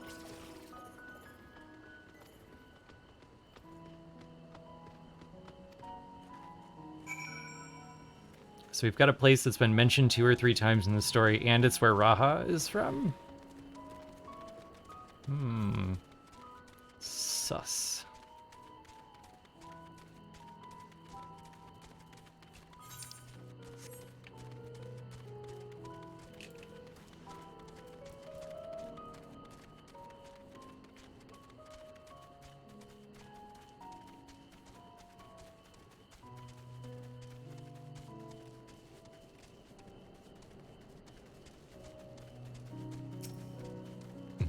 One good thing about launch day is that you got this big area that you have to search, and usually you'd have to search for like this tiny little sparkly and hope you don't miss it. But today, you can search for the very large group of people all standing around.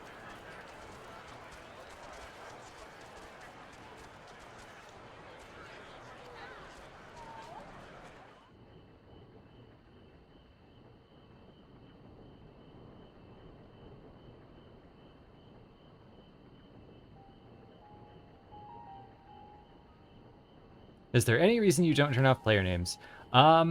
Usually I do. I usually only leave on the people on my friends list. Oh.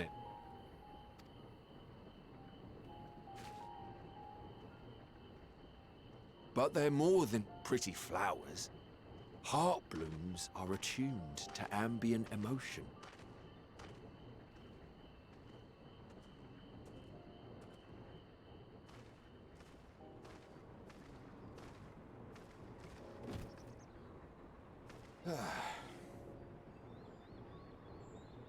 You don't seem convinced, but believe me, it's true.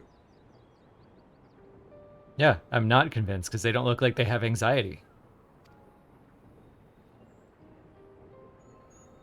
This ashen grey, for instance, it mirrors Wow. the anxiety and urgency of those Never mind. nearby as they rush to fulfill sudden orders.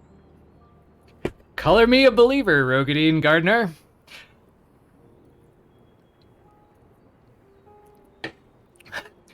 Damn it. Called out by my favorite game again. Spur the petals to change color. Bright glowing hues in the presence of joy. Dark subdued shades for frustration or despair.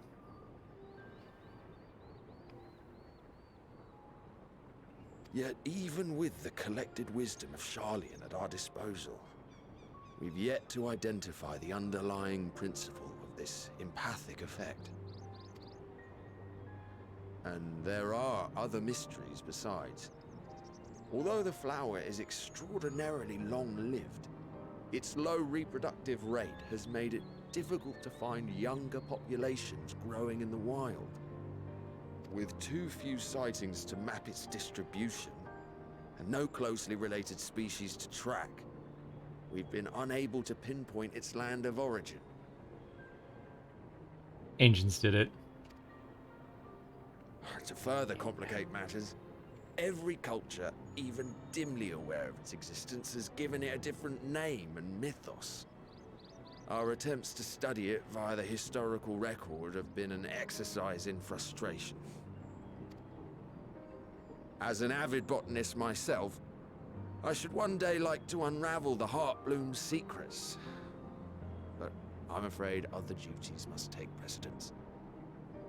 I will leave you to your thoughts.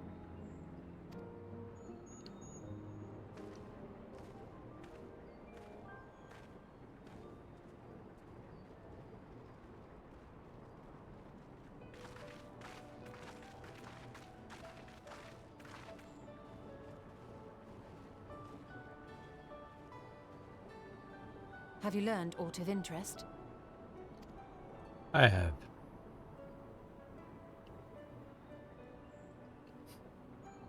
A flower that reacts to one's feelings? Strange. I must say, I have never heard of such a thing.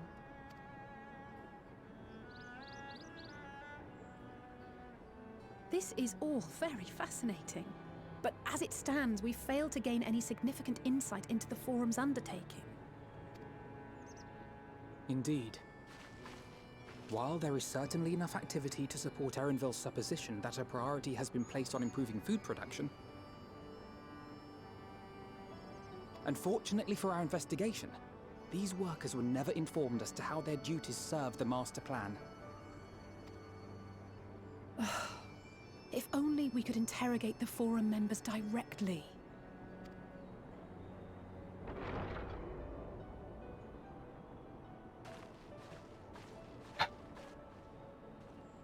I was actually gonna go back and clip that myself if no one did, so thank you very much. Isn't that the entrance to the Archaeum?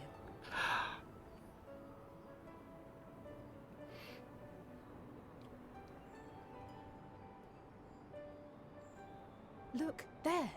I think that's Erenville. A little difficult to tell from here, but I think you're right. He did say he was coming down to make his report. Erenville receives his orders from the Forum.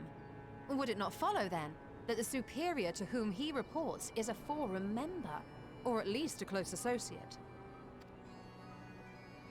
You mean to eavesdrop on their conversation? What of the risks? Ours alone to bear. We won't interfere with Erenville's work, nor will he be implicated as an accomplice. If you're not comfortable taking part, I can do this alone. Nay. I said myself that I wished to know Father's intentions. And no answers will be forthcoming should we simply ask nicely. We can apologize later, should it come to it. Right now, we need every crumb of information we can get our hands on. Consequences be damned. Yeah, in your face, Forshno. I'm their dad now. It might be best if you came along as well. In fact, we should all...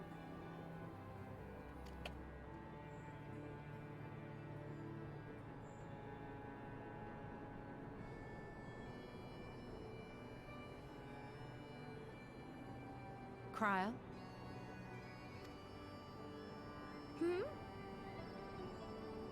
Oh, yes. That certainly sounds like a plan. I'm glad you agree.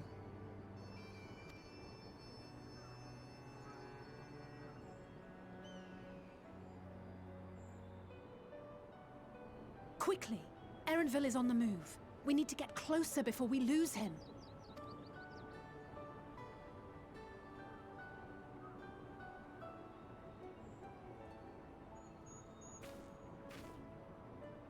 Almost. I can almost reach you.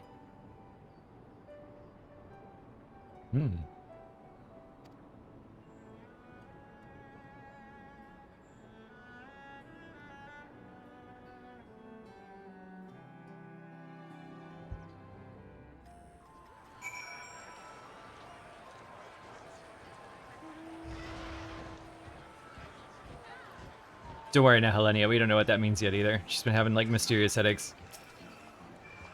What are my thoughts with the situation so far? Let's see. The animations and sound effects that they've been using for her are, I mean, they make it clear it's an ethereal phenomenon, I think. The fact that I'm not having anything off of it means that it's like... Usually I'm the first one who gets hit with the echo stuff, except for that one time. but she is pretty sensitive to ethereal traces in general, so it's like, is it something stuck in the ether? Is it something, like, what does that mean? I can almost reach you. It feels, actually, you know, we took a few minutes to mention the Eureka stuff, so I'm half wondering if it's going to tie into the Eureka stuff.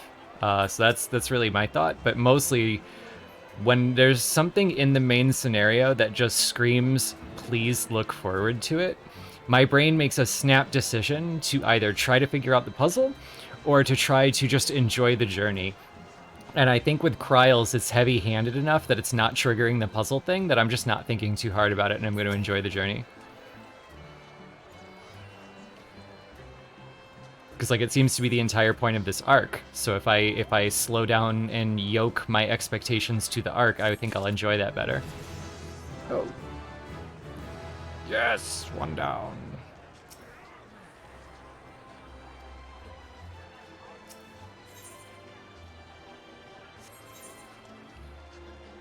And no new side quests.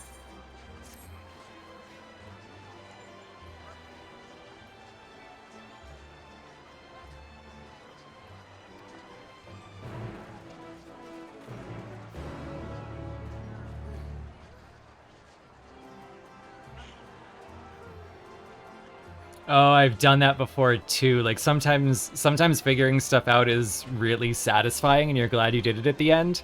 And then sometimes you just wander down a thought path and end up at the conclusion way too early and ruin everything for yourself.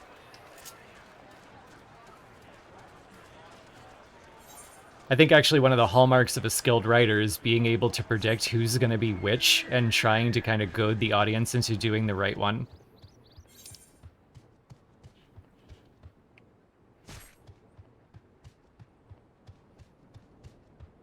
I'm a genius, haha, but also I ruined it, is my mood for Scooby-Doo. I realized once, like, Scooby-Doo is my favorite show in the world when I was a kid, and one day I realized whoever tells the story of the monster is the monster because they're the only one who knows. Like, no one knows the story of the monster but the person who made it up to scare everyone away from the real estate they want. And, like, after that, like, it was just over. The magic was over. That's why I love Scooby-Doo on Zombie Island. It was, like, the one that violated all the rules.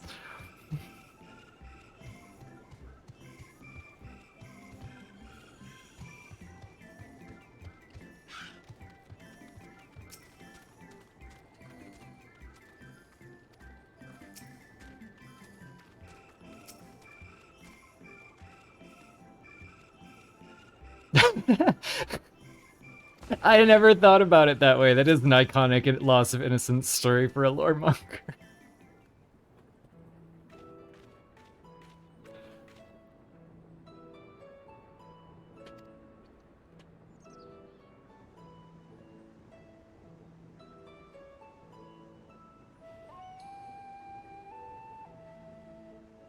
Logisticon Beta.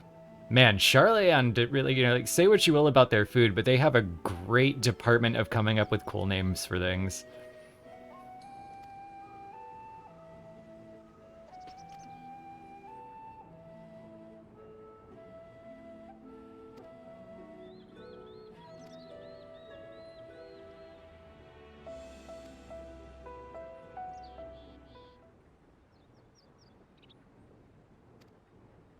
That was a sudden music change. Hippity hop, my little toads. No way! Yes! Matoya mode! Activate!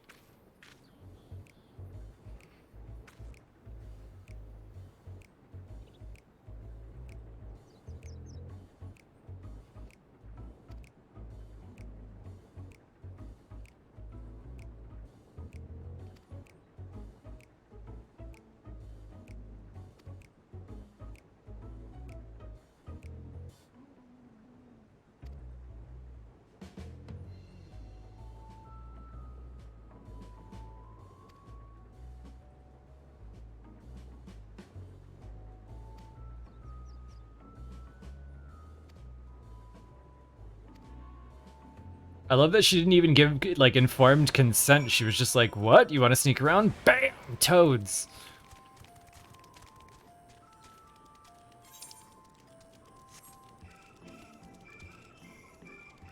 Wait.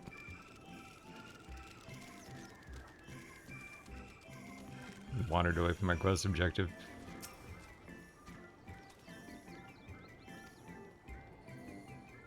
Alitoad, Alpha Toad, and Alitoad are now accompanying you. I love this quest.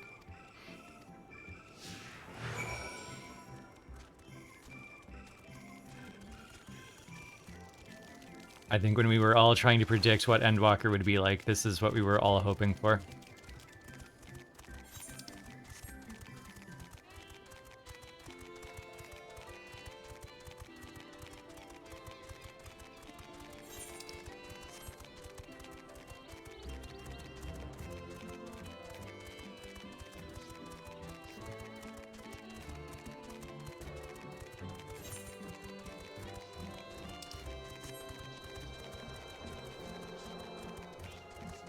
No, nope.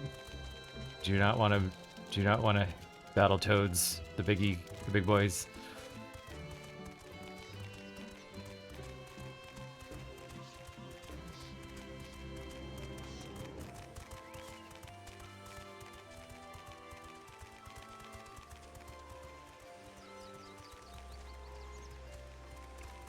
Though I do want to frolic in the vegetable mister. Join me, Alfie and Alitoad. Oh, you guys are no fun.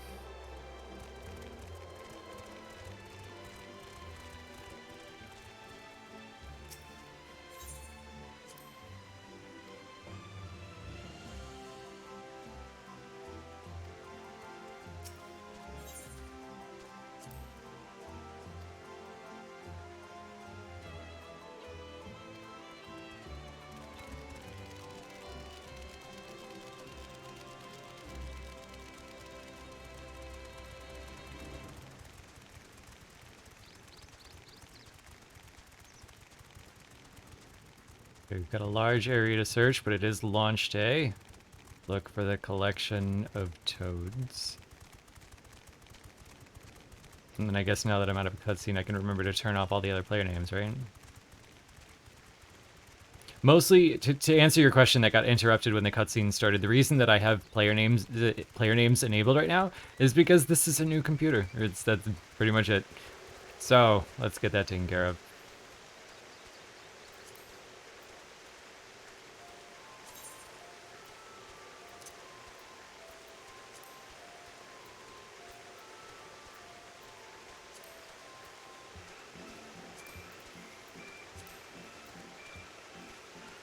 There they go. We'll leave Party and Alliance and Friends on.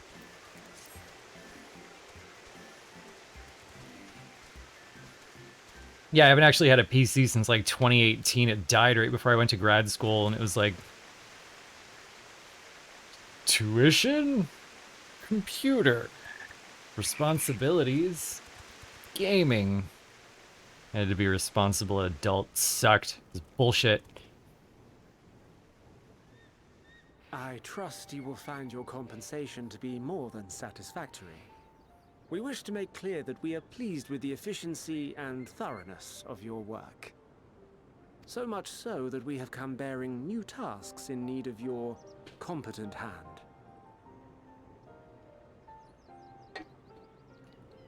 When you say it so menacingly, I kind of buy the covered face equals ancient inheritance theory. God damn it.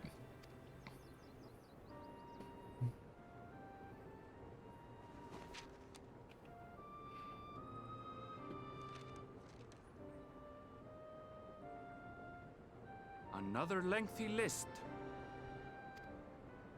If I may speak frankly, the Gleaners have been pushed to the point of collapse by your unending demands. We are not familiars to be exploited. We are Sharlayan scholars, and we deserve an explanation for this unseemly treatment. What warrants such urgency? Yeah, seize the means of production.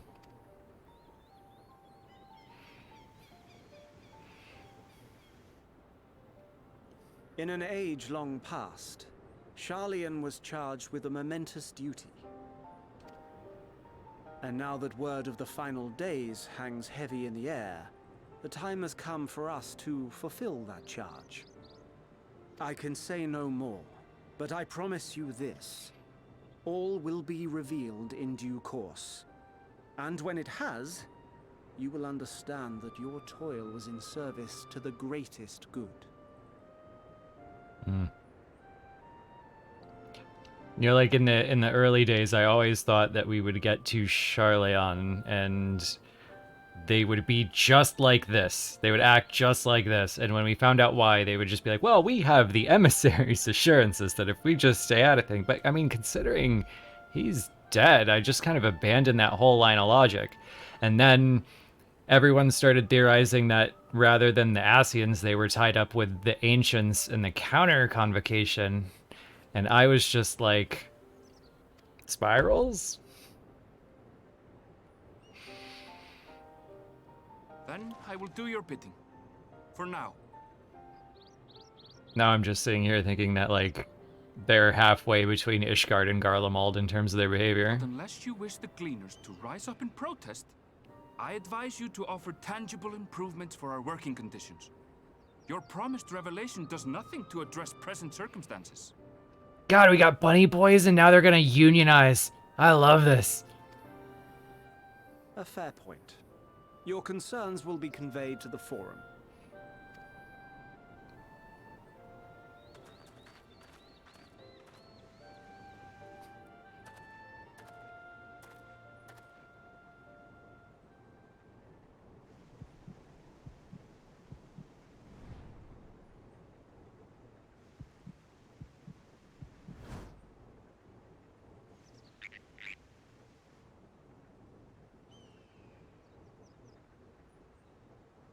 I hope that was informative. You may consider my debt to you repaid in full. I love this guy. While I do have my reservations about the Forum, I want to believe that they have our best interests at heart. The Hoppers Union. I'm reassured that you're busy sniffing out the truth of things.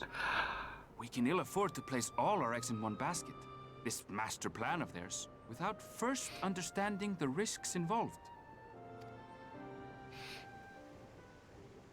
I'd love to know his logic. Like, how did he make the connection that it was us? Wait, how did you know it was us? Thank you, Alize. If you mean to impersonate a toad, try studying the real thing. And don't try to fool an expert.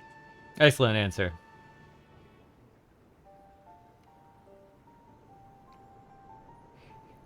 I hope we come back here at like level 87 and he's just talking to a couple of random toads, like, and we're walking by in the background. He's like, oh, this is awkward. Warrior of Light sucks at being a toad, confirmed.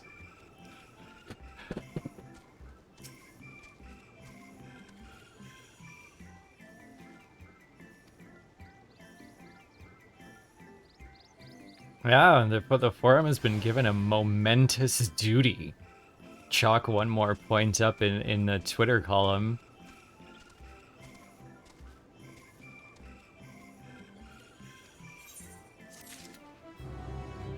Maybe, Heidelin gave Nunkrep a little extra info. Insider trading.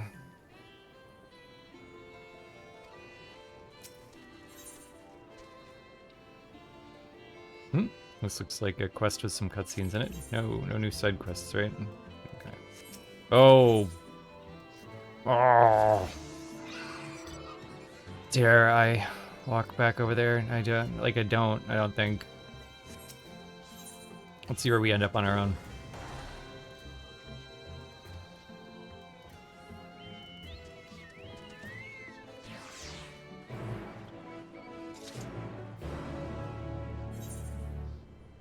Okay, we're headed in that direction.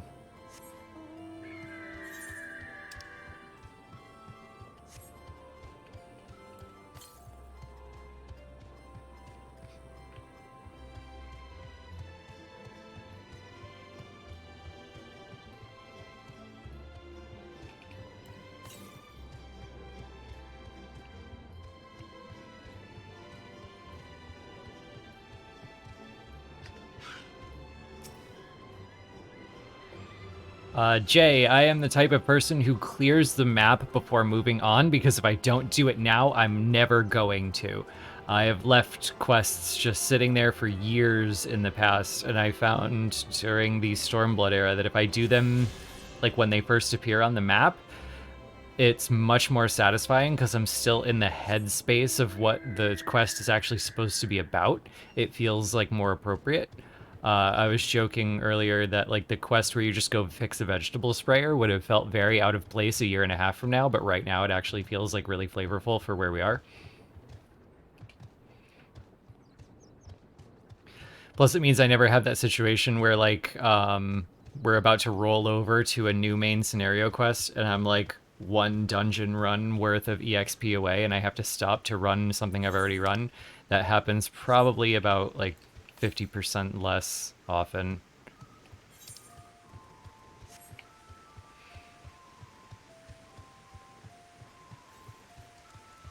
Wait, how do you have a compass? I opened my key items and my compass was broken and I went, oh, my compass. And then someone in chat went, you should open your collection. So I did, and there was my compass, because I don't read the patch notes closely enough, apparently. It was Murph, yes.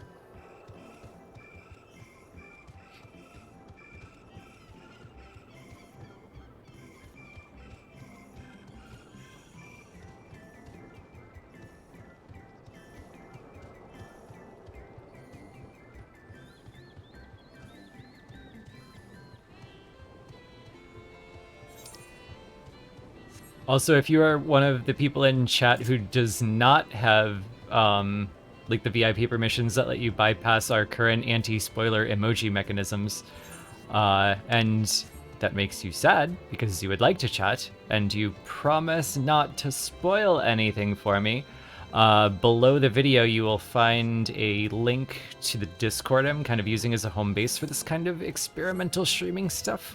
And if you pop in there and tell me what your Twitch name is, I will just add you as someone who can chat. I don't want to have anybody feeling left out as much as I don't want to be spoiled.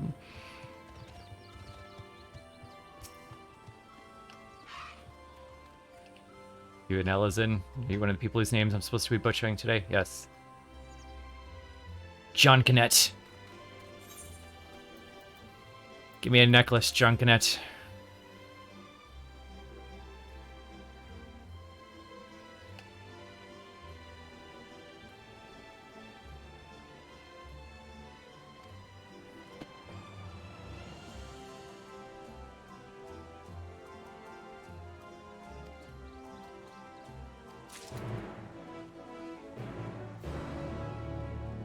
Yes, Murph. I didn't want to co-opt any of the pre-existing servers as a like Moose stream server, so I made one, especially in case I don't do this very, very often. Then I won't be kind of stepping on any toes. I wouldn't co-opt the FC Discord. It would like be an abuse of power.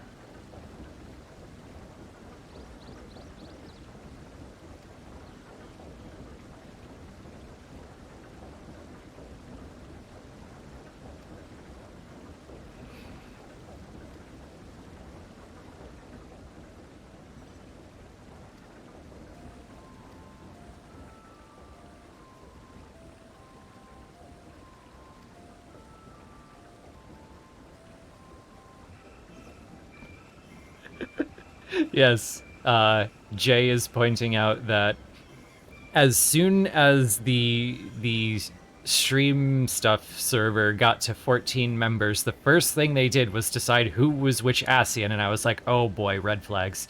And then everybody debated until all 14 Asians had been divvied up and no one fought over it or denied their role. Like, all of them just fell into place, and I was like, wow, green flag.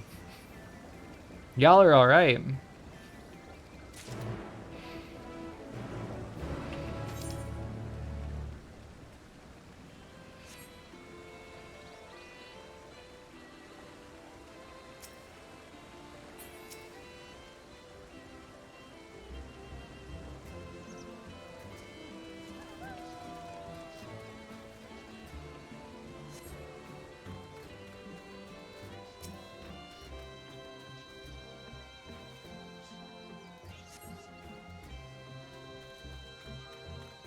You took the La Brea bullet out of the gate? Yeah.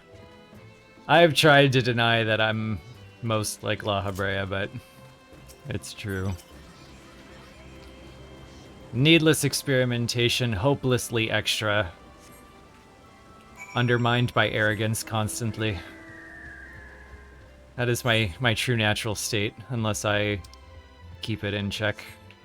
And see what happens when you don't?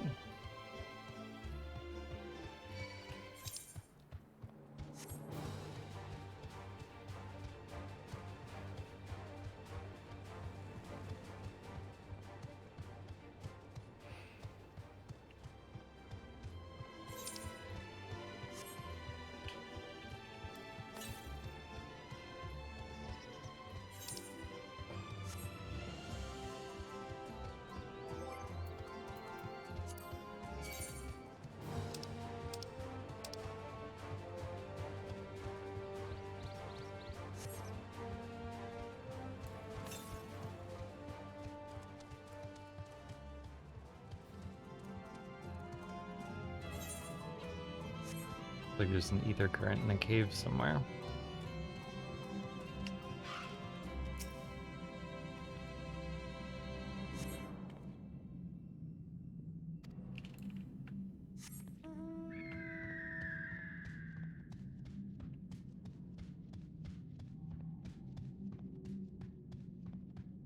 Ooh, I like the lonely, isolated feel of the music just slowly vanishing as you walk into a cave. Good job, Soken-san. Ni Sokan.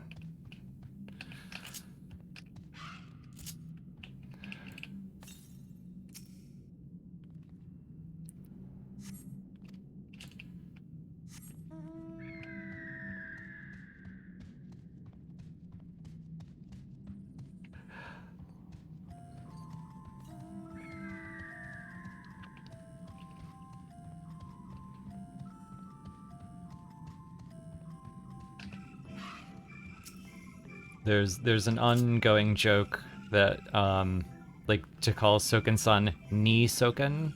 It's actually still his Twitter name, because he just really likes knee socks, and that was just like something he told us as a fun fact about himself early on. Was just I am Soken and I really like knee socks.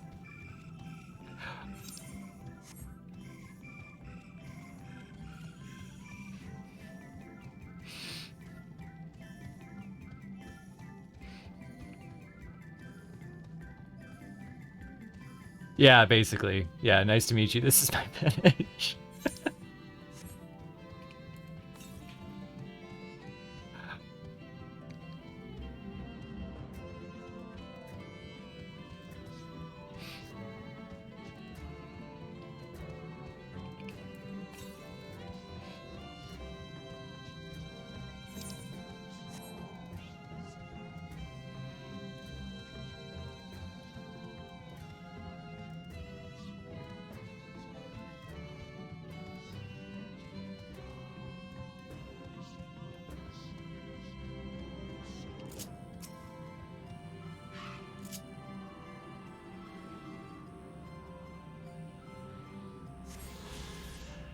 Hello, Teru. Hold on.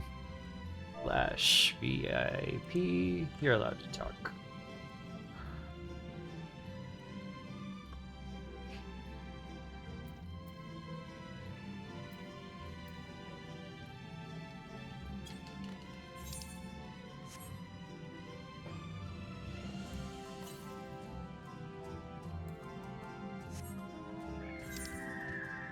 Oh, I actually got the mushrooms. Okay, yeah, time to go.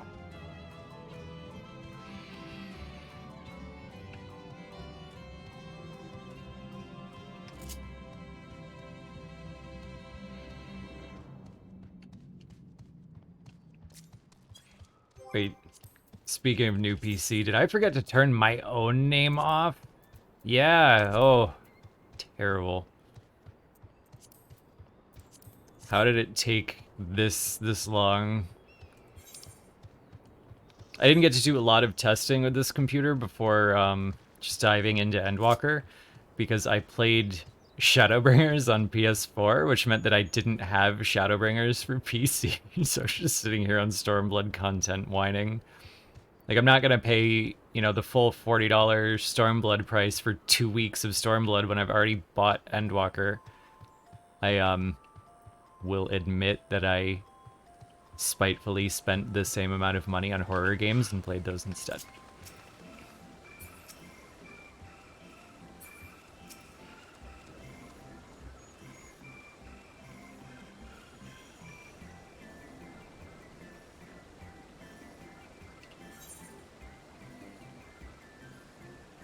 I mean, now that we're talking about it, I kind of want to search Soken's Twitter feed for the last time he brought up knee socks.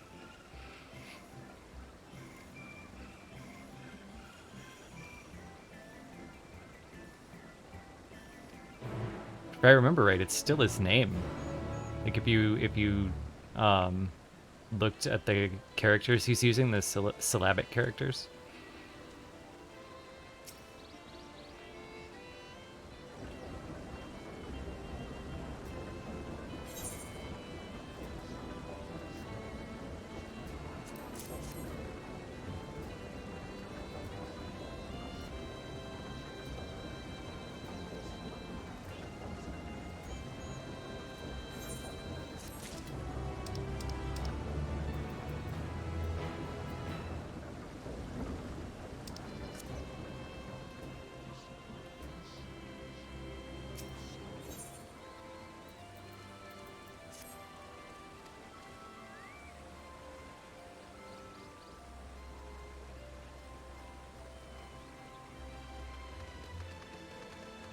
Oh, another sample's gotten away.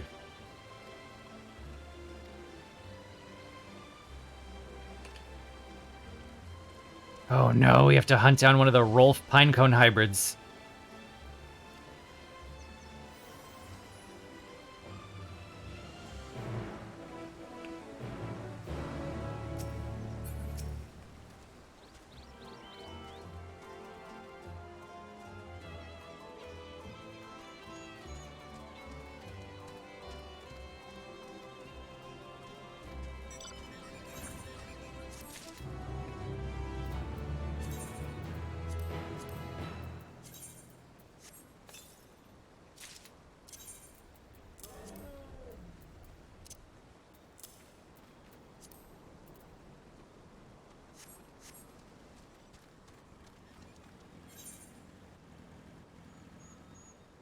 Guess we'll do the other quests first.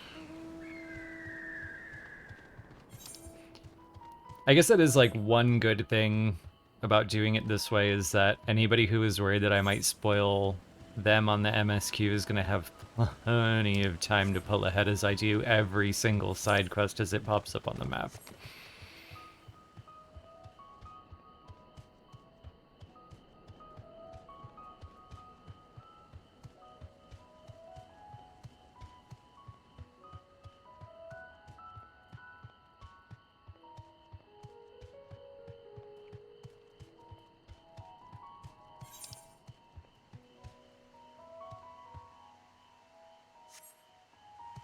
Going the wrong way.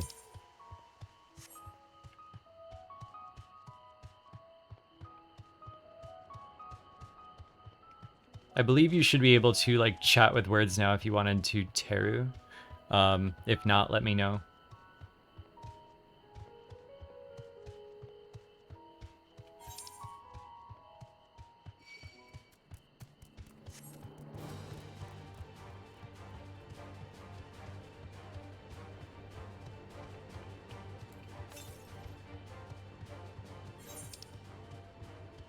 Oh my god, I'm just gonna use the aetherite.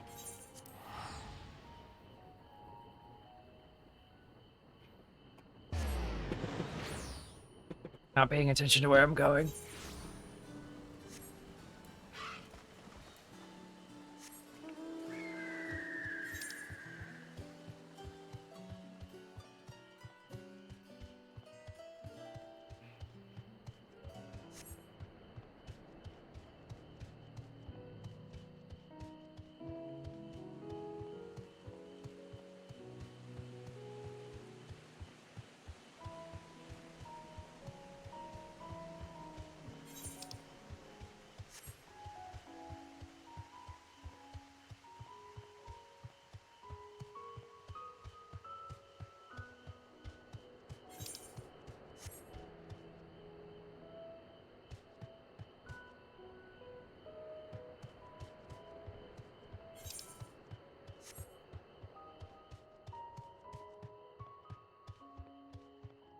Troglodyte.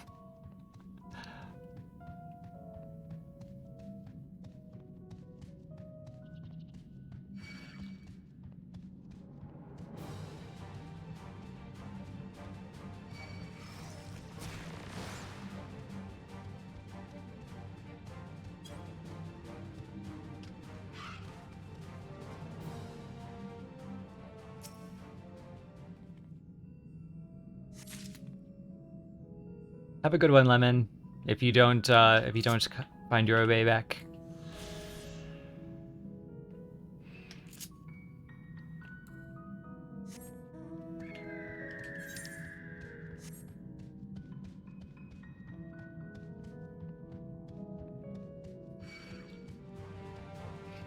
Yeah, Merrick, I think a lot of people actually started in Thavnair first. My take on it was that this would feel a little more natural because I only just got to Sharlayan and knew that there was like so much important stuff in Thavnair from the trailer, so I was curious if I did it in the opposite order, would it feel like I was following that pathway? But I think a lot of people were just really excited, like, yeah, let's go to Thavnair.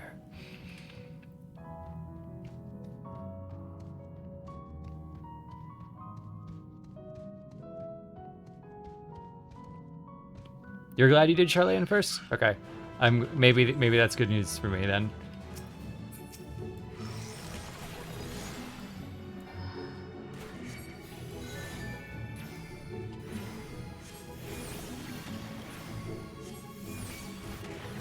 I mean, like, I know my brain is going to be biased to like whatever one I chose anyway.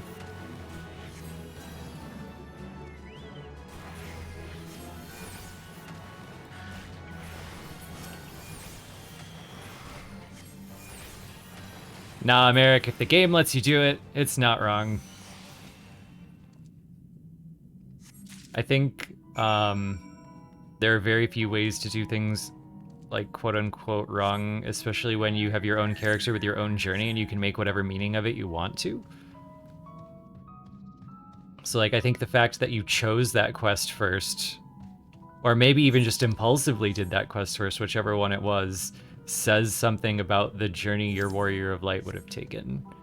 And there is no wrong, like, embrace it. I thought, why am I here so fast?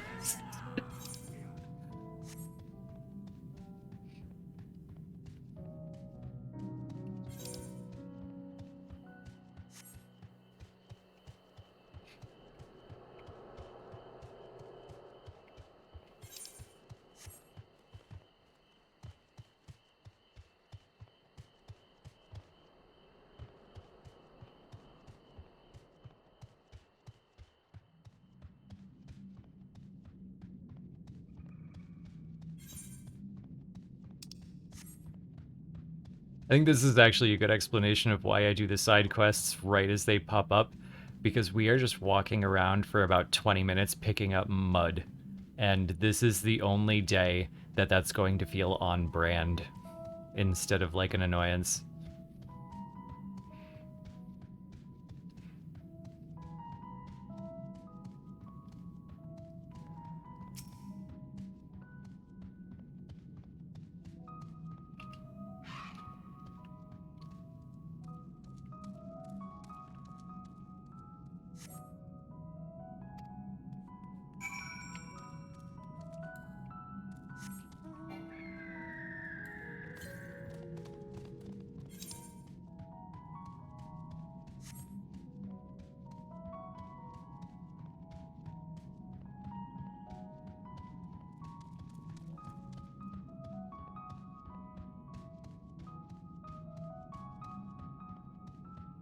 Oh, that's trippy.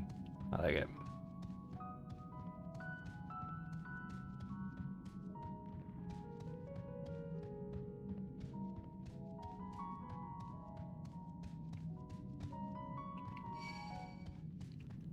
Wow. Try to avoid it, aggro it.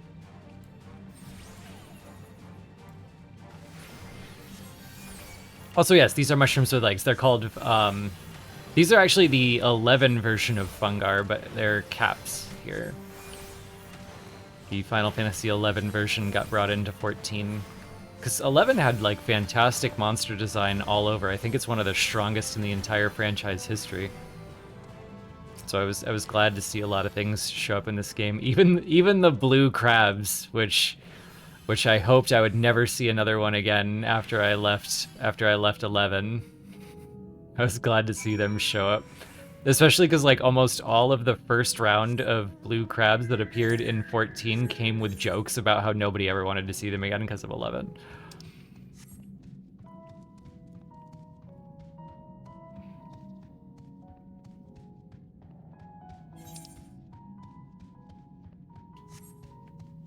The Valkyrie blue crabs? Yeah, the stone shell, steel shell,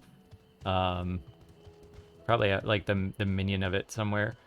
In 11, no matter what was going on, no matter where you went in the world, no matter what your player had accomplished, there was a blue crab which was weak to piercing and considered easy prey. And so, no matter what level you were, every time you got assigned to kill easy prey mobs, chances are you were going to be farming thousands of little blue crabs. Every level, over and over. I've killed crabs in the desert. I've killed crabs on the beach. I've killed crabs in caves. I've killed crabs in ponds in the forest. It is always kill 5,000 easy prey blue crabs. And like, when we came to 14, that was just the joke, because we had the big Lano Saiyan crabs, and we were like, cool, big threatening crabs. We never have to see the blue crabs again. And then they showed up in a 2.0 trailer, and everyone was like, Let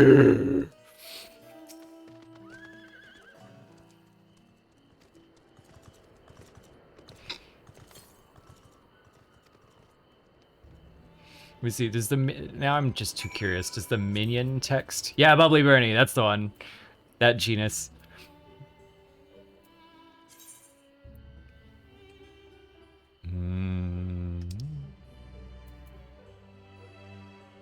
This guy. As is implied by its name, the small shell's shell is small. Oh, thank you. What's not widely known is that unlike normal crabs whose shell grows thicker and hence larger as the crab age, small shell carapace is actually reduced in size due to erosion over the lifespan, leaving until nothing is left but its legs. Oh, that's terrifying. So yes, the minion guide doesn't mention it, but the item description does. It's like cover text? I don't know, let's find out. The item description talks about like culling its cousins on distant shores or something like that.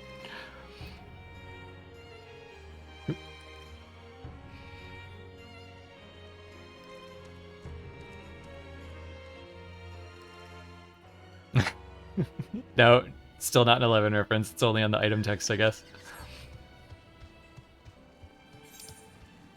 Where am I going? All right.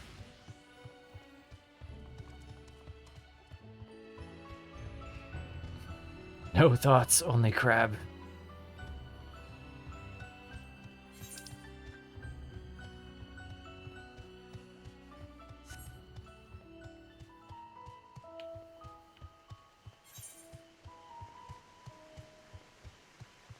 Oh, you're really gonna make me wander all the way around? I can't drop anywhere. I just want to drop.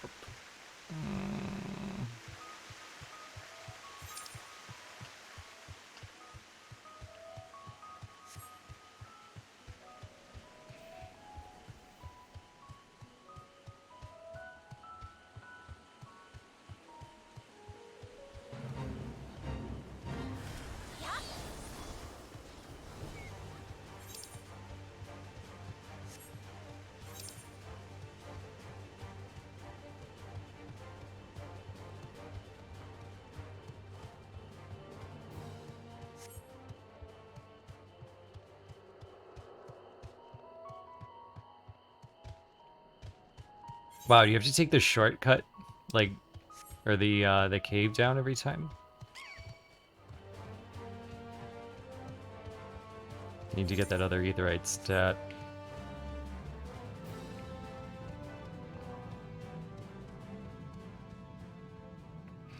We don't get collector's items until full release, right? I assume that is correct, because I have not got mine. If I remember right, that's how it worked in the other ones.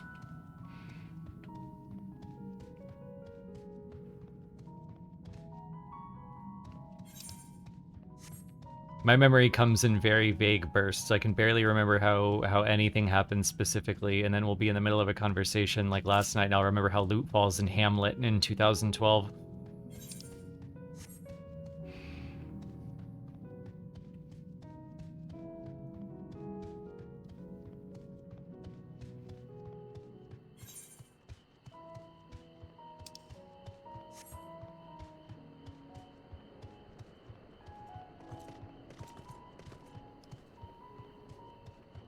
I was actually really excited to see all like the crafter and gatherer content that they added, because once upon a time we asked Yoshida in an interview about like having more than crafting and gathering to do on crafters and gatherers, just like some little side stuff they can do, like ocean fishing. Ocean fishing is a really good example.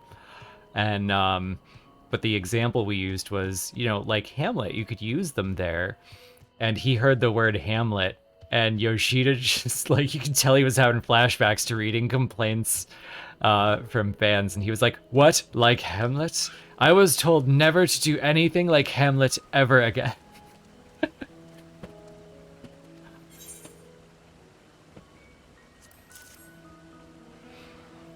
Nightmare.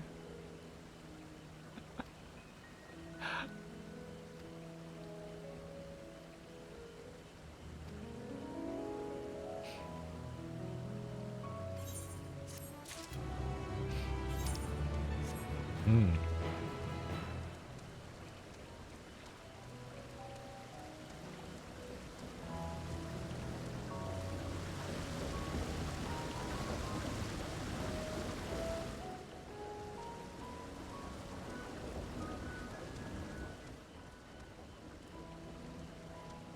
Get to roof how?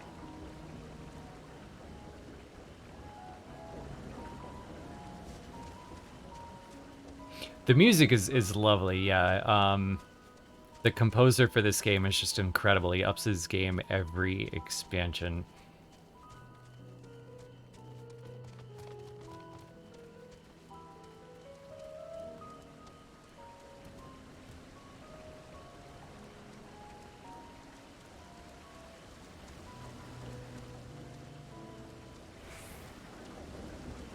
Yes, it's the guy with the automaton.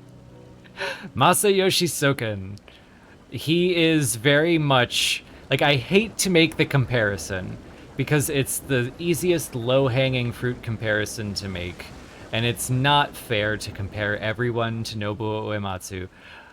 But on the other hand, Soken-san is like the second coming of Nobuo Uematsu. Like, amazing composer, accidentally formed a rock band, professional when he needs to be, silly when he doesn't. Like, he's just all the things that I found charming about, like, being a Final Fantasy composer. And he crushes it every expansion. Like, imagine a guy who comes to become, like, the main composer of a Final Fantasy game in 2010, 2011, and he somehow manages to transcend identities from not Nobuo Uematsu to the second coming of Nobuo Uematsu to, why do we have to compare everyone to Nobuo Uematsu? Okay, I can't figure out how to get up there right now yet. I think it's to get up on that thing, but I'm not going to waste time on it. I'll come back for it.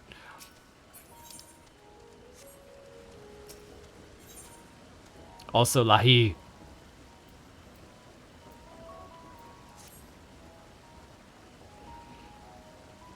And the automaton cover of Lahi.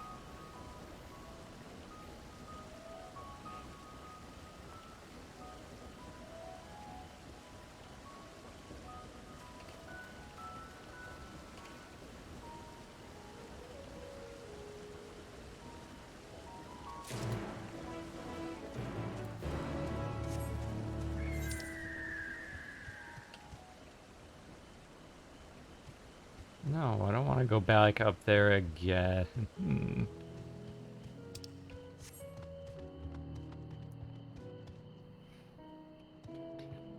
Later, Murph. Good luck with the kiddo. Thank you for stopping by.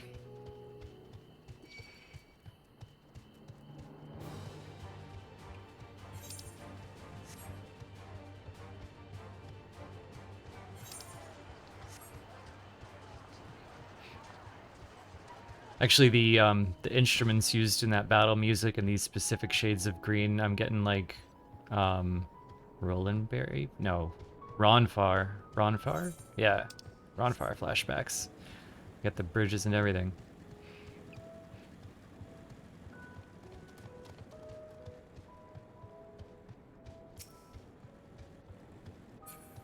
This was main scenario. We were supposed to be doing side quests first.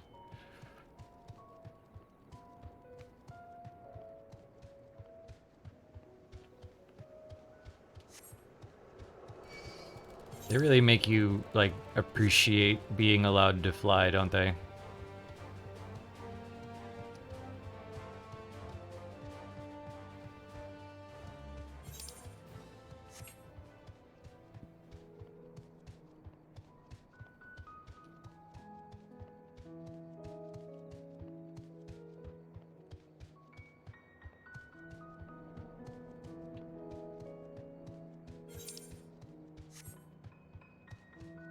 Please tell me I didn't run all the way over here for nothing, that these aren't actually connected on the map.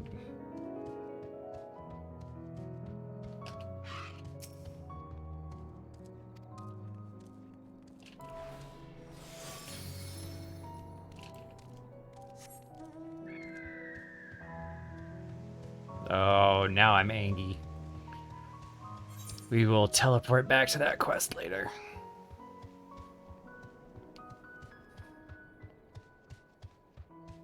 When we get down to that other one.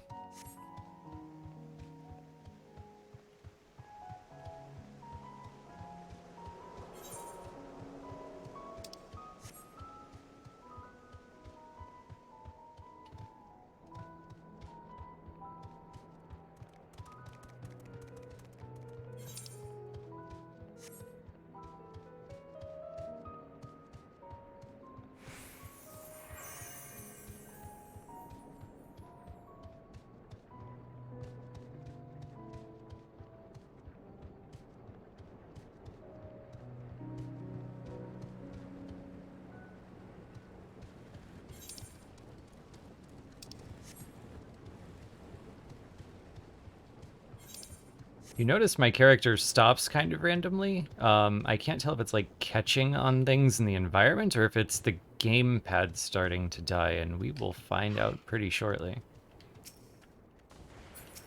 Another thing it likes to do when it starts dying is send him running off in random directions without telling me, so. Where is Kryl? Oh, good. Miss OK didn't come back.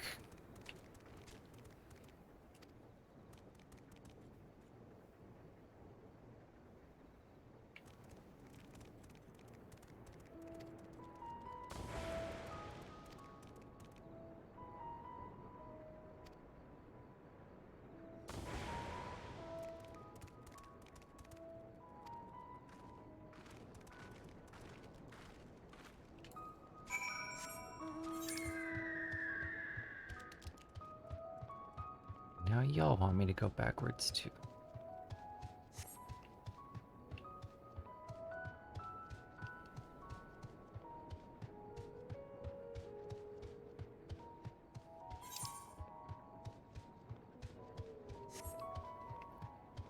If I actually complete this side quest, is there a thing over there to go down and get that other aetherite? Or am I just stuck doing laps around Labyrinthos all day?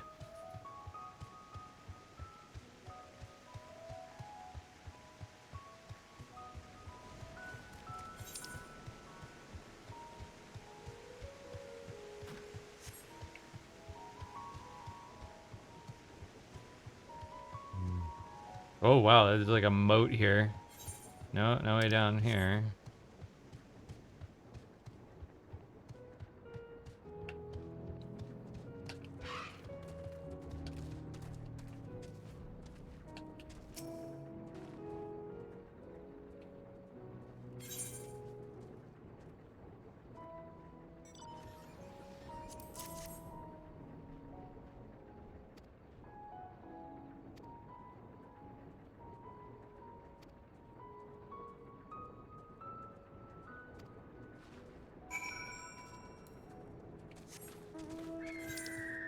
now I have to port cheese.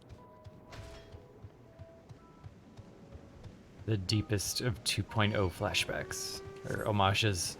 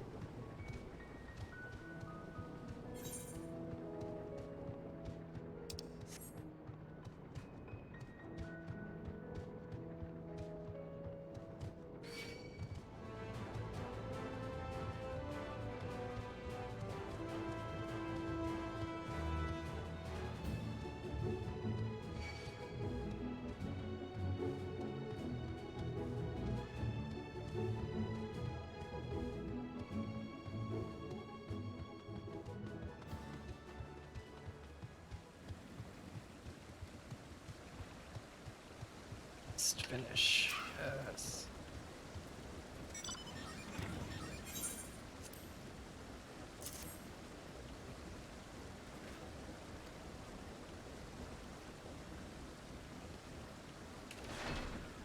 What did you miss in the past, what, 5 minutes? You missed me running lost around the zone trying to figure out how to meet multiple quest objectives at one time. Ergo, nothing.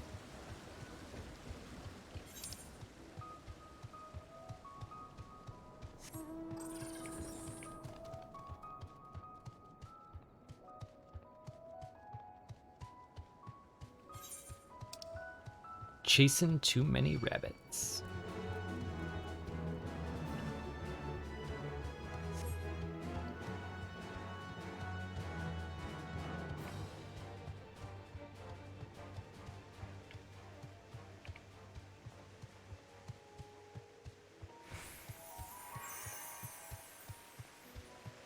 Man, we really are relying entirely on that cave for now. Cannot wait to fly.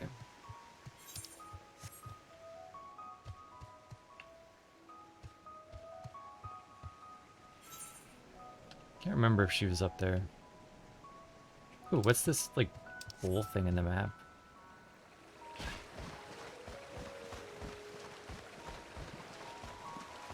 Interesting. An ether current.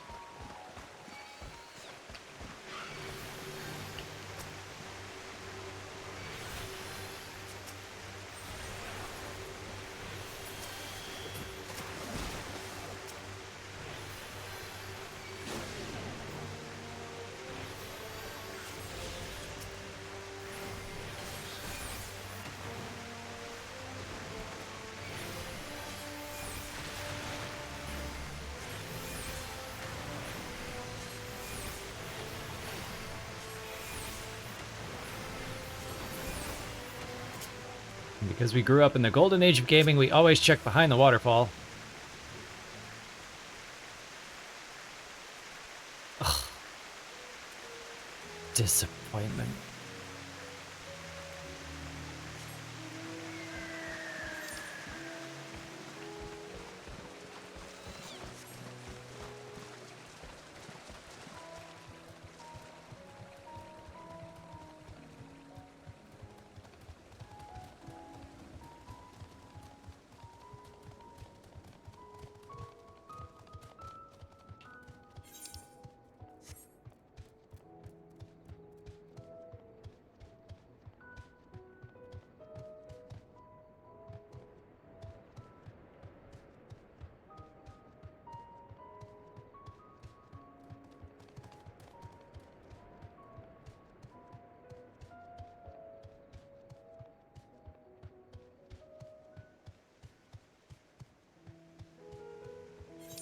can't wait until I have every little bit of this map memorized and I go back and watch this VOD and it just drives me insane to watch myself not remember where these flowers are. Yeah, technically I'm searching for Kryle.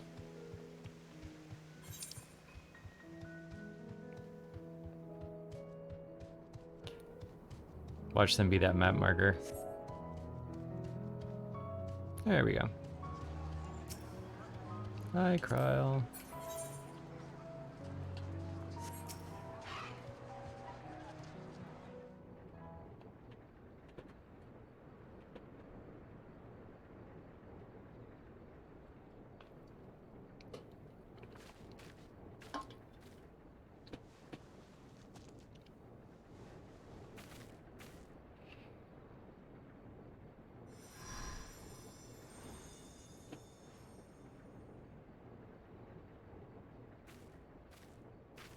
For you.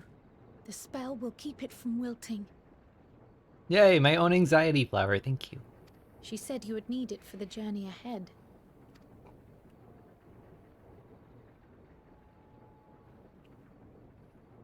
Will you speak with her now? I cannot hope to match Minfilia's clarity, of course, but... Wait, Heidelin said I would need the anxiety flower? Told you, Crystal Mom loves you. She gets me, guys.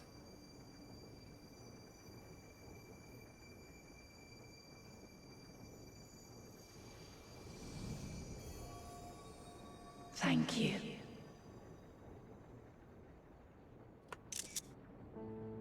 Do not worry. She has lent me her body for only a moment. Just as I could not save the first from the flood of light, it has become arduous for me to interact with the physical world without assistance. Though I might converse with you for a time, the incorporeal form I assumed on the ship would be incapable of casting even the simplest enchantment. It is in the depths of the ethereal sea, the place to which all life returns, where my influence is greatest. After Minfilia's sacrifice on the first, it was to the sea, here in the source, where I ferried her soul. I wished that gentle spirit to find rest in the world she loved so well. Her, and another who may yet have a part to play, though that will depend on you. Take the flower. Walk free, for you are free to go where you wish, to believe what you will.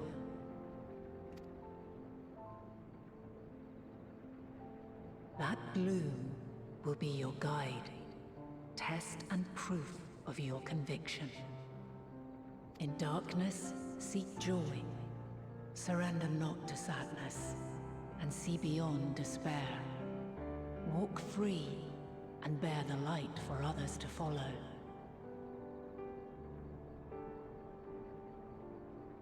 I like all of the subtle callbacks to lyrics.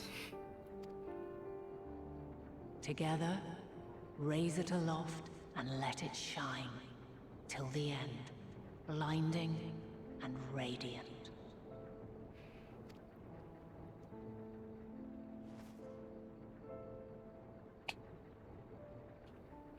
Most of that was heartening, but the blinding and radiant part, small cause for concern. That was all too brief. Already she seems so far away. Oh, look at all the effort they went through. Like, usually when we see stuff like that, you see Twitter light up with like, oh, she took control of someone's body like a puppet. And now they like made sure to add Kryle like, oh, Crystal Mom.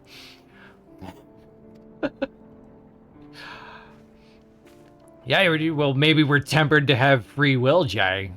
Don't forget. My apologies if I startled you. If we redefine tempering, it's Ever since okay. we began our descent into Labyrinthos, I had sensed another's will, straining to reach out.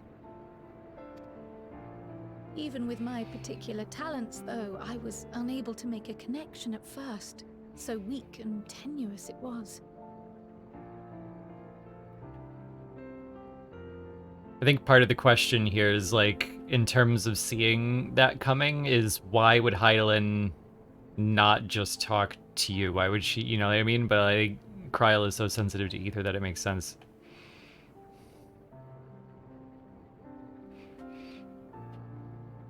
Once I took hold of that wispy thread, imagine my surprise to discover it was Hydaelyn herself. Needless to say, it seemed wise to learn what we could before letting go.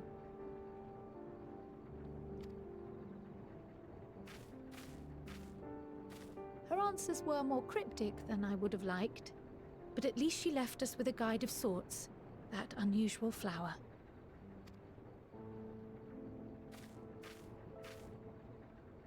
Yes, we are definitely making progress.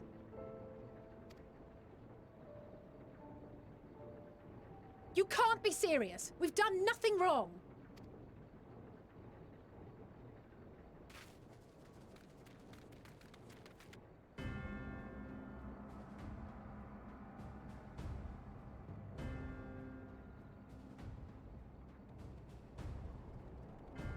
Oh, bad dad Levayor in the flesh. Master Fortuno, what business has the Oh, damn it. Obstruction and suppression, apparently.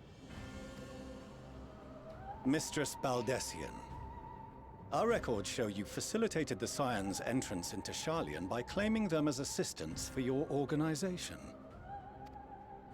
We are aware of your investigations. After alerting the major institutions to the presence of potential troublemakers, we received word from an Archean custodian. A group operating under the auspices of the students, skulking about Labyrinthos and engaging in clandestine behavior. Clandestine? We may not have entered Sharlayan as Scions, but we did naught to conceal our identities. Our only purpose in this city is to seek the truth. I can think of no reason why our actions should warrant the Forum's intervention. 'Tis not our way to discourage the pursuit of knowledge, but the timing of such pursuits must be considered, not to mention their potential impact. With the world in chaos, we, the true caretakers of wisdom, have committed ourselves to an undertaking that demands the utmost discretion. Nah, declaring yourself the true caretakers of something. You may be ancient. Or ancient inspired. And we will not risk its success by turning a blind eye to disruptive foreign elements in our midst. What then is to be our fate? Will you put us on a ship back to Eorzea? The Forum will convene to examine your case. The results of said inquiry will determine your future in this city. As for your absent companion, he has already been detained. Graha! But why? Is reading a crime now, too? Reading is encouraged, celebrated even. Not, however, of the volumes shelved in the restricted section of the library.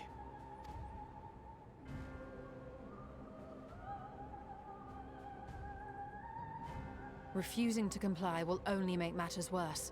Let us instead treat this as an opportunity to open a dialogue with the Forum.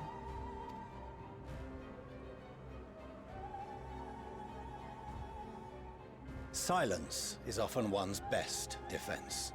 I would advise against prolonging the proceedings with frivolous discourse. But enough. This is not the place for debate. The rostra await.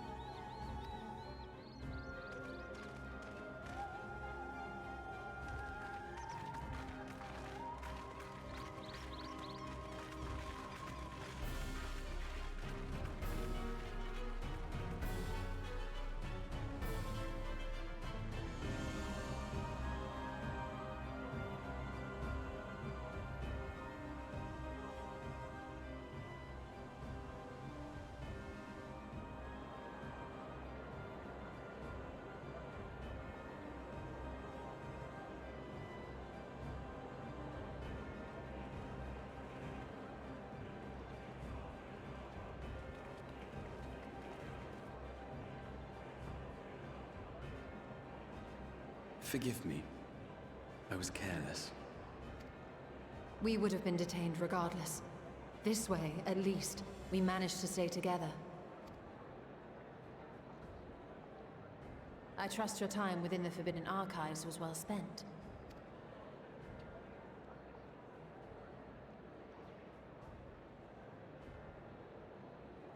The Forum will come to order. This inquiry is now in session. As Speaker-elect, I will be presiding over the day's proceedings.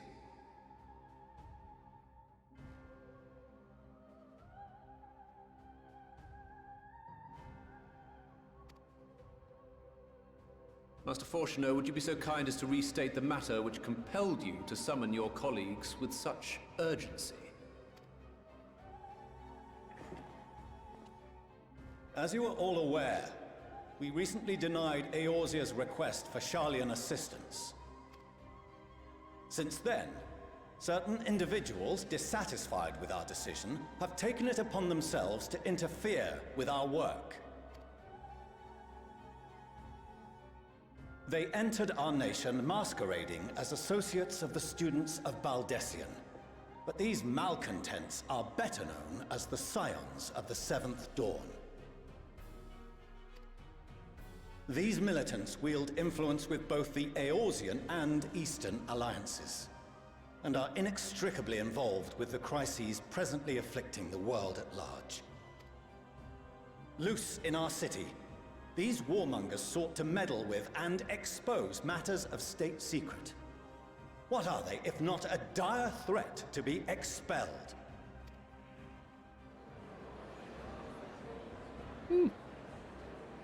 Gotta be accused of something, might as well be fairly You accurate. have tarnished the good name of the students. Galuf would be ashamed. Oh, not that.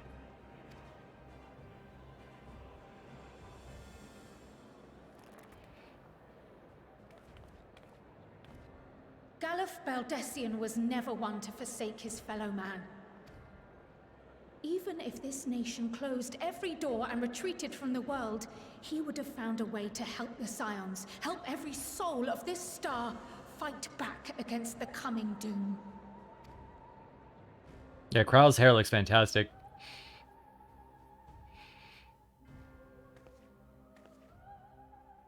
A terrible enemy stands poised to lay waste to all we hold dear. In the face of such madness, Eorzea reached out to Sharlayan, a respected ally, in the hopes of forming a united front. Was your curt dismissal truly the best you could offer? Or are you so preoccupied with your momentous duty of an age long past that even the end of the world is unworthy of your attention?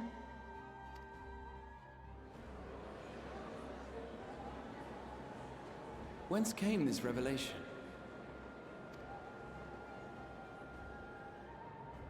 From the mouth of a Forum member within fortuitous earshot. Then it seems your findings support my own.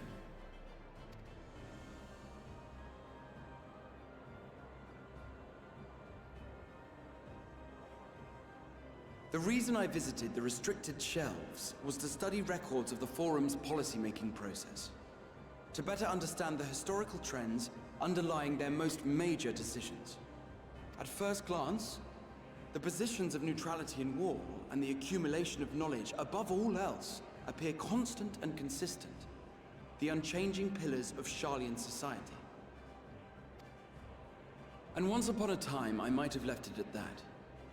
These days, however, I am more attuned to the subtleties of governance, and so I noticed something odd.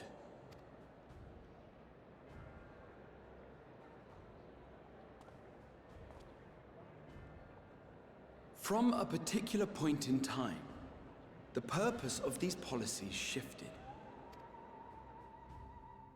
No longer was knowledge preserved for the benefit of society. Rather, society was to be gradually reshaped to ensure the preservation of knowledge.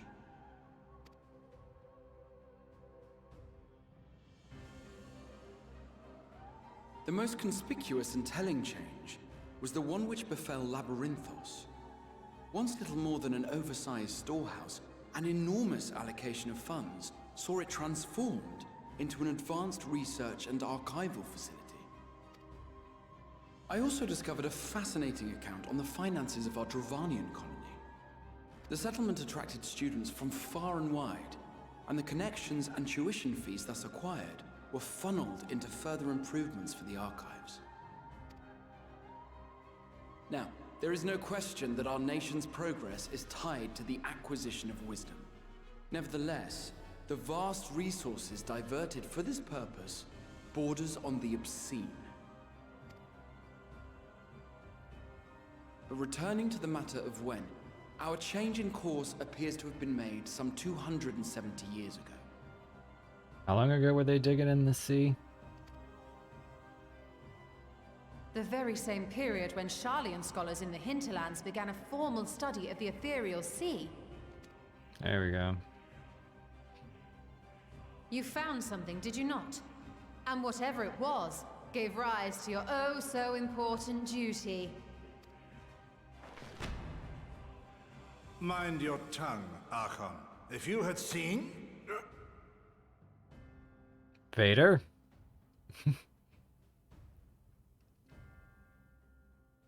Yes. We are bound by a duty we cannot ignore. Knowing this, what would you have us do? Abandon our vital work and join you on the field of battle?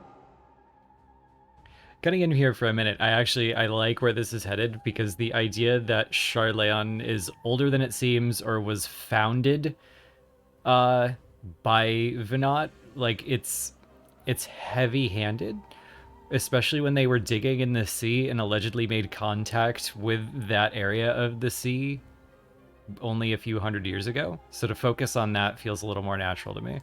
We will never choose the way of the sword.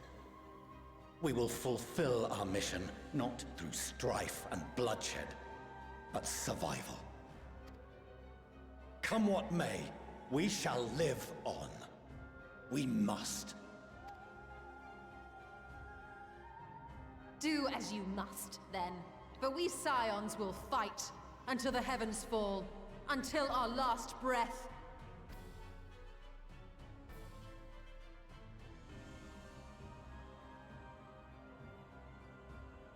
Such misguided zeal.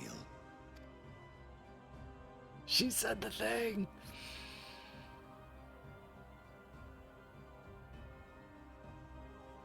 Father, Master Fortuno, I fail to understand the stance you have elected to take. But by the same token, I have yet to find a compelling argument to counter the challenge you put to us in Gridania. Still, in the midst of my uncertainty,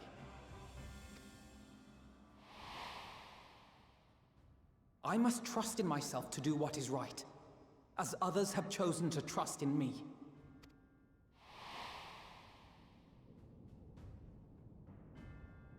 So I will continue, as I always have, weighing the consequences of my every action, and allowing my hope for the future to inform my decisions. That's quite enough. Have you all forgotten the reason for this assembly? Skolok Monteshane. He's the head of the Studium and an old friend of my grandfather's. Honestly, every discussion devolves into some interminable debate. Terrible habit. Let's return to the topic at hand, By their own admission, these Scions have resolved to fight alongside the Eorzean nations against the doom which swift approaches. But there exists no evidence of an attempt to incite our citizens to do the same. Furthermore, while our decision may well have been the correct one, we cannot simply bull our way through these disagreements without inviting doubts or objections. Ah, one place you're not following the convocation. Put yourselves in their place. Who among you would leave a tome unopened if an elder forbid you read it with no reason given? No. If we're to quell further discontent, then we must conclude this matter with a fair and even hand.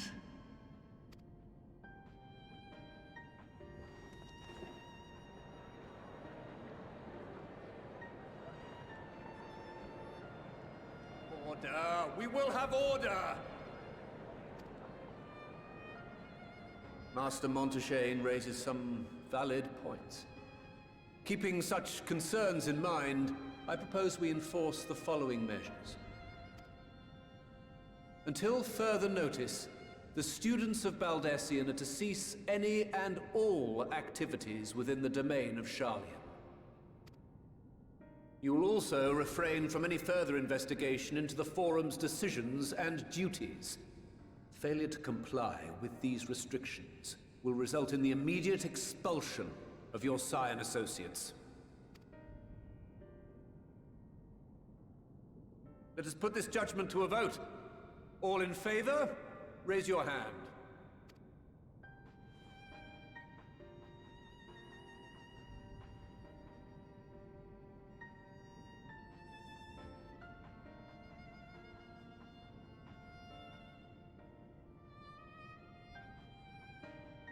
I count 51 for and 48 against. The proposal is passed. Fast math, dude. Students, Scions, you have heard the Forum's judgment. Pray abide by it, or face the consequences.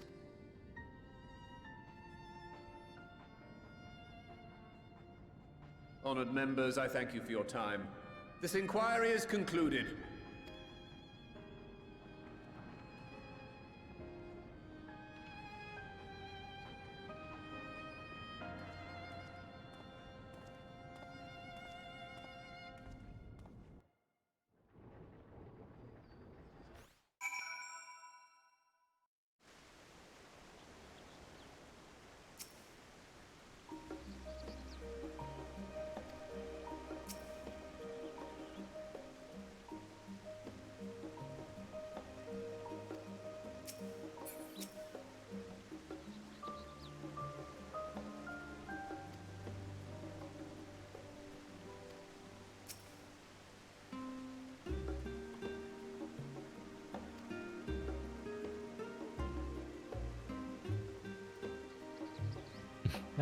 I knocked over the security mammoth on my way up.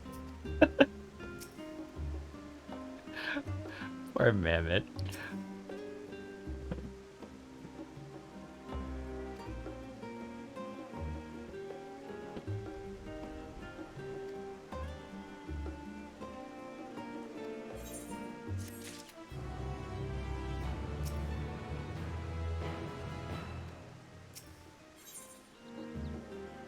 Estate visitor. Yes! Are we gonna go home?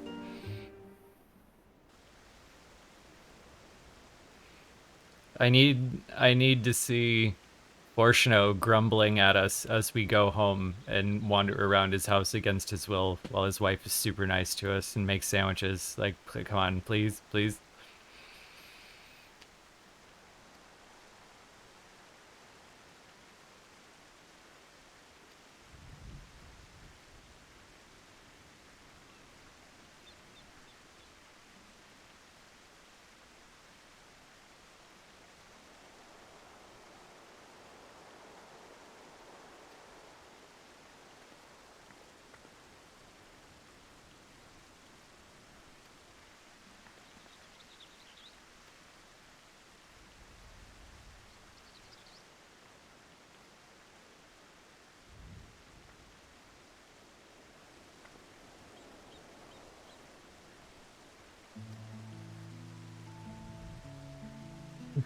Did you find people must be Scions? Yeah.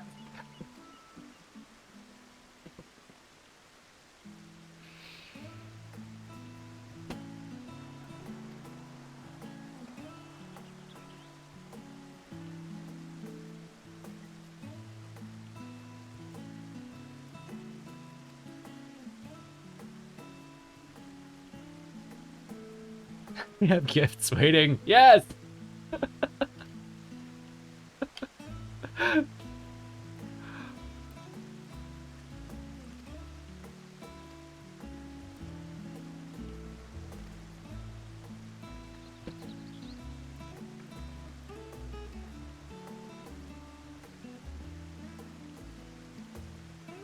Oh, the lady of the house insists I visit.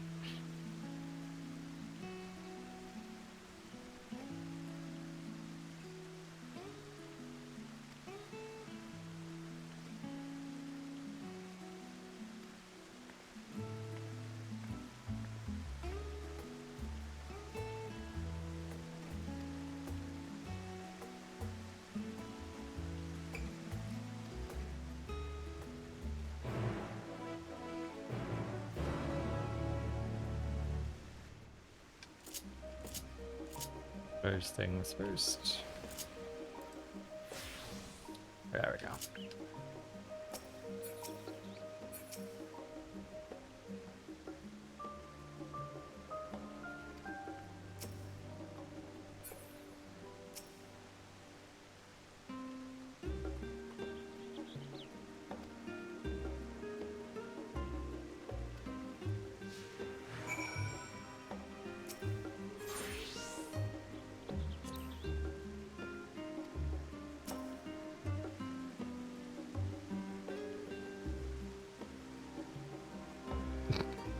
Stay out of my room!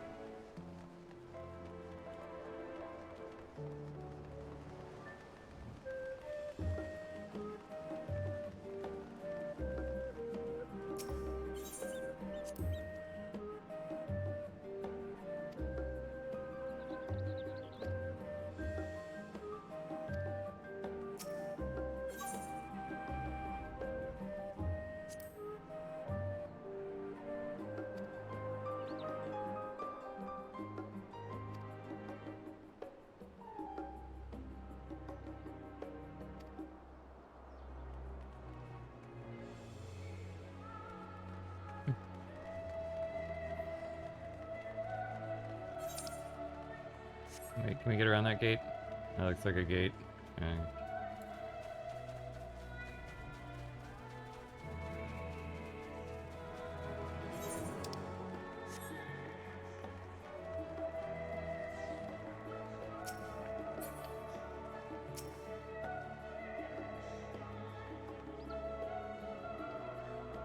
There's another place to talk with the twins? Oh no, I might have already clicked it. Oh, it might be too late. Oh, it's too late.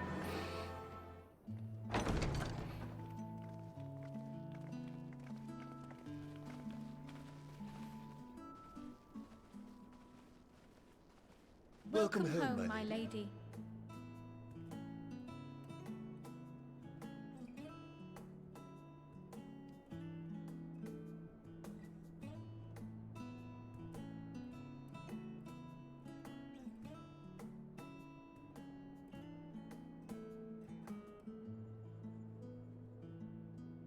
This is all just exposition for Alphino's attitude when he first showed up in 2.0. This explains everything. What? What are you gawping at?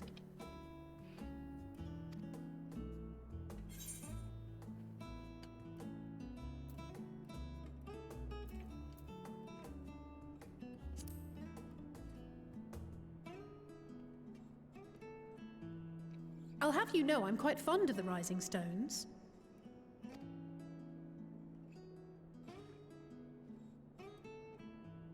Lord Fortuneau is not to hear of this visit.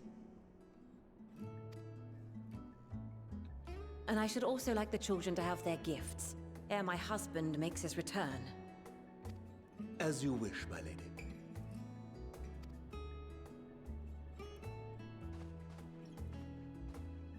Oof. This is an appropriate structure. Master Alphino, Mistress Alice, if you'd accompany me upstairs. We shan't be long.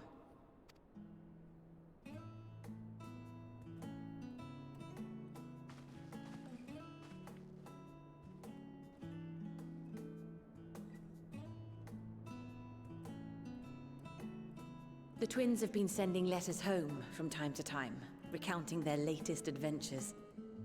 I am sure they withhold certain details, of course, if only to keep me from worrying. Yet a mother worries all the same.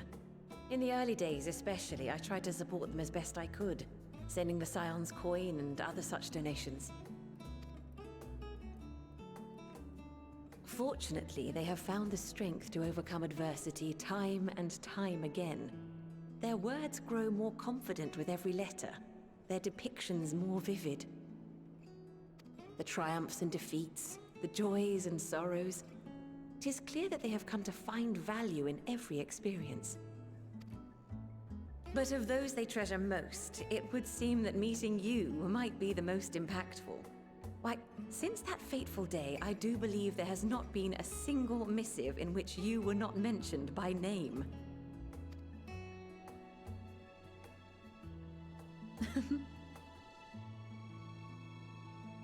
Straight face, Moose. Plain they care for you, and I am glad they have such a steadfast companion watching over them. Under normal circumstances, I would offer you tea, but alas, these are anything but. In any event, why don't you keep me company whilst we await my children's return? Perhaps you might regale me with a tale or two of your exploits.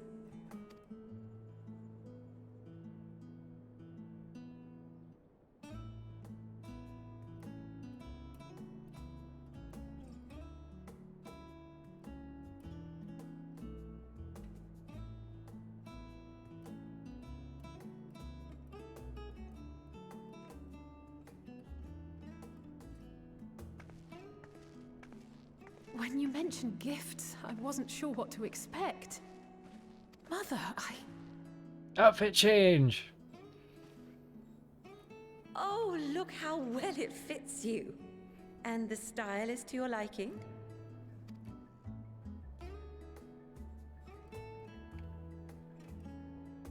It's perfect. Exactly what I would have chosen. But please, tell me you had something different made for Alphino. Naturally. You are hardly little children anymore. Throw back to the one of the few things we knew about the twins' parents early on was that they used to dress them in identical clothes. And while I shall miss dressing you in those precious matching outfits, I must respect the individuals you have grown to become. See for yourself.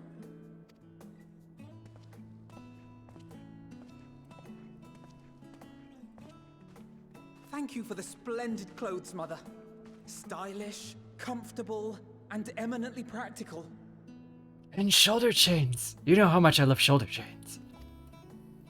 I am so glad you like them. They are, however, missing one final touch.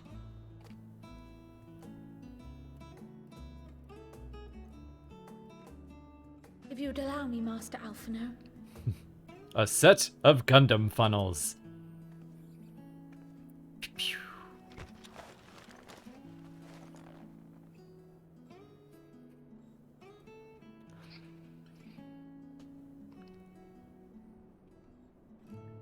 Wait. Are these... A sage's tools of the trade. They belonged to your father. Oh, Sage is that old? Wow. Though he may as well be chained to his desk these days, as a student he was often called upon to venture into the field. He wielded those armaments, both to heal and to harm in no few battles. None so fierce as those you two have braved, perhaps, but battles nonetheless. Oh, so Mom's telling us that not only did Dad partake in battles, but now we're gonna show up wearing his old weapons. And we're not gonna tell him about this visit. This is awesome. He's gonna be so pissed. God, I can't wait. Thus did I pull them out of storage, to show you that he was not always the man who stands in vehement opposition to you now. You're not the only one who can keep secrets, old man. And also because it would be a terrible waste of ridiculously expensive House Leveilleur commissioned artistry. Excuse me, extremely expensive wastes is this family's forte?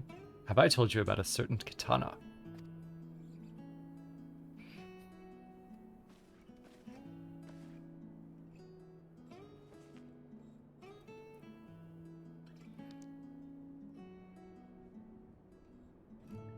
I am told these devices are quite difficult to master, but someone of your extensive experience should soon have them darting about with grace and aplomb. May the wisdom in that crystal serve you well. And please, try to find common ground with your father, that you might come and go without need for this awful subterfuge. The sentiments that Mom's putting forward right now kind of echo why I think the choice of voice actor was perfect for Forshno. I've heard him in other games, particularly the one that comes to mind is Vampire, and he's very, very good at finding this space between like protagonist-coded voices and antagonist-coded voices and the moods that go along with them. Like he can slip into and out of them very comfortably. So I imagine that while we're standing in opposition to him because of our different goals and mutually exclusive paths, that he's not someone we're supposed to be on the wrong side of the entire game. So this kind of vibes with that the whole thing is pretty consistent.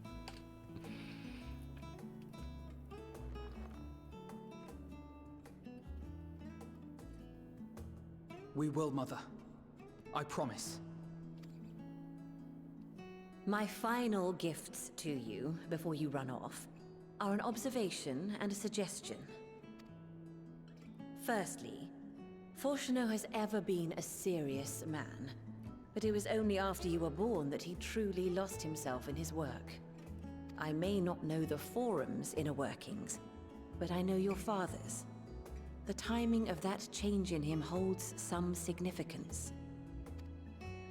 Secondly, do not seek to best your father with words. Far better that you simply show him. Let him discover the merit of your actions, after they cannot be undone. Mom's awesome. Oh, Mother. We shall take your wisdom to heart. Thank you again for these gifts, and farewell for now. Safe travels, my children. Eat well, stay warm, and keep your friends close.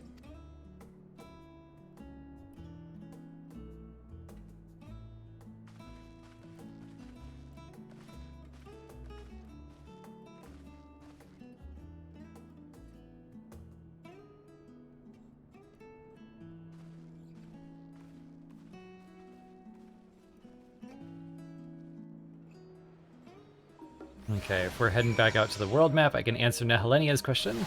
The things that are attached to his back are the weapon for the new job. They just invented the job for this game. They invented the job for this expansion. It's a brand new Final Fantasy job. It's got an old name. Sage is an old name, but it's a healer, and it has those things on his back, and they like detach from your back and fly around and shoot lasers like Gundam funnels.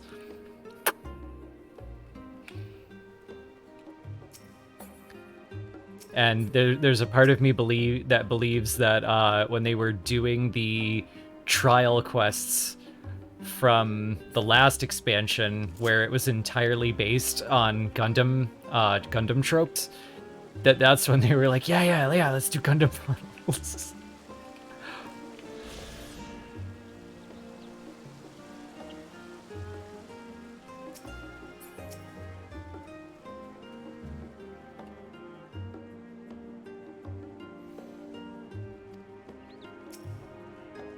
I look forward to leveling that job, but I need to get the story out of the way first.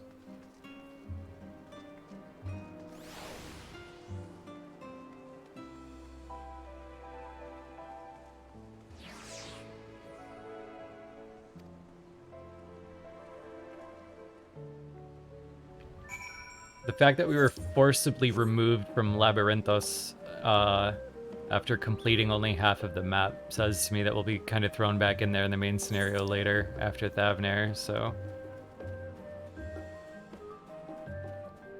Looks like if I wanted to, I could wander back in there and finish that quest. But... Maybe not just yet.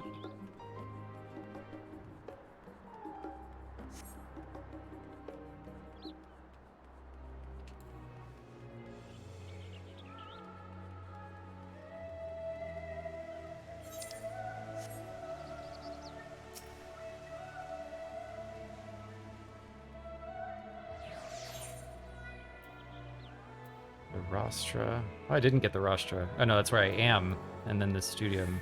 Really? I didn't get the studium?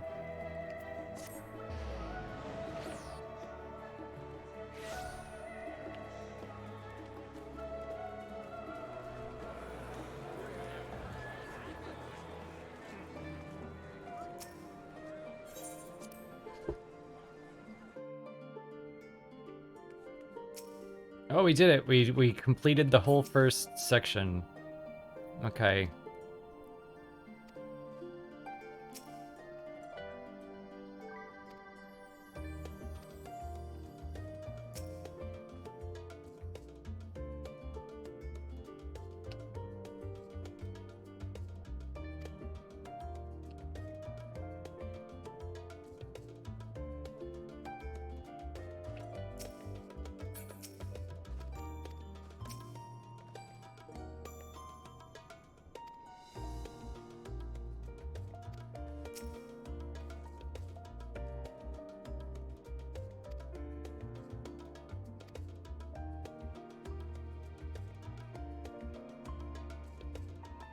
Yeah, Crystal Mom and my anxiety flower will show us the way. Once you've sorted out the situation in Thavner. Okay.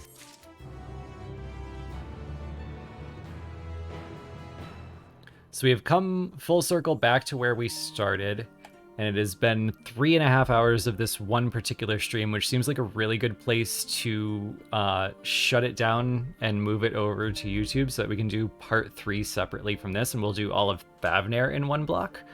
I think I'm going to take a short break before we do that. Might grab something to eat and then pop back in.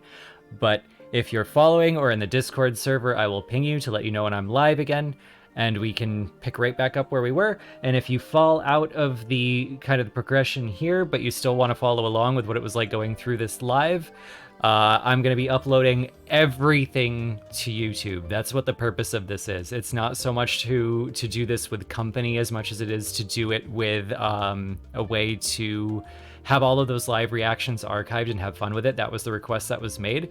But I am so grateful that I have company anyway. And I think the ability to have that engagement as we go along has been really, really, really fun. I expected not many people were going to tune in because they'd want to see it themselves, but it looks like I'm going slow enough that a lot of people are pulling ahead of me. So maybe this will all work out for the best. Thank you so much for hanging out with me for the past couple of hours. I'm going to snag something to eat and come back. See you then.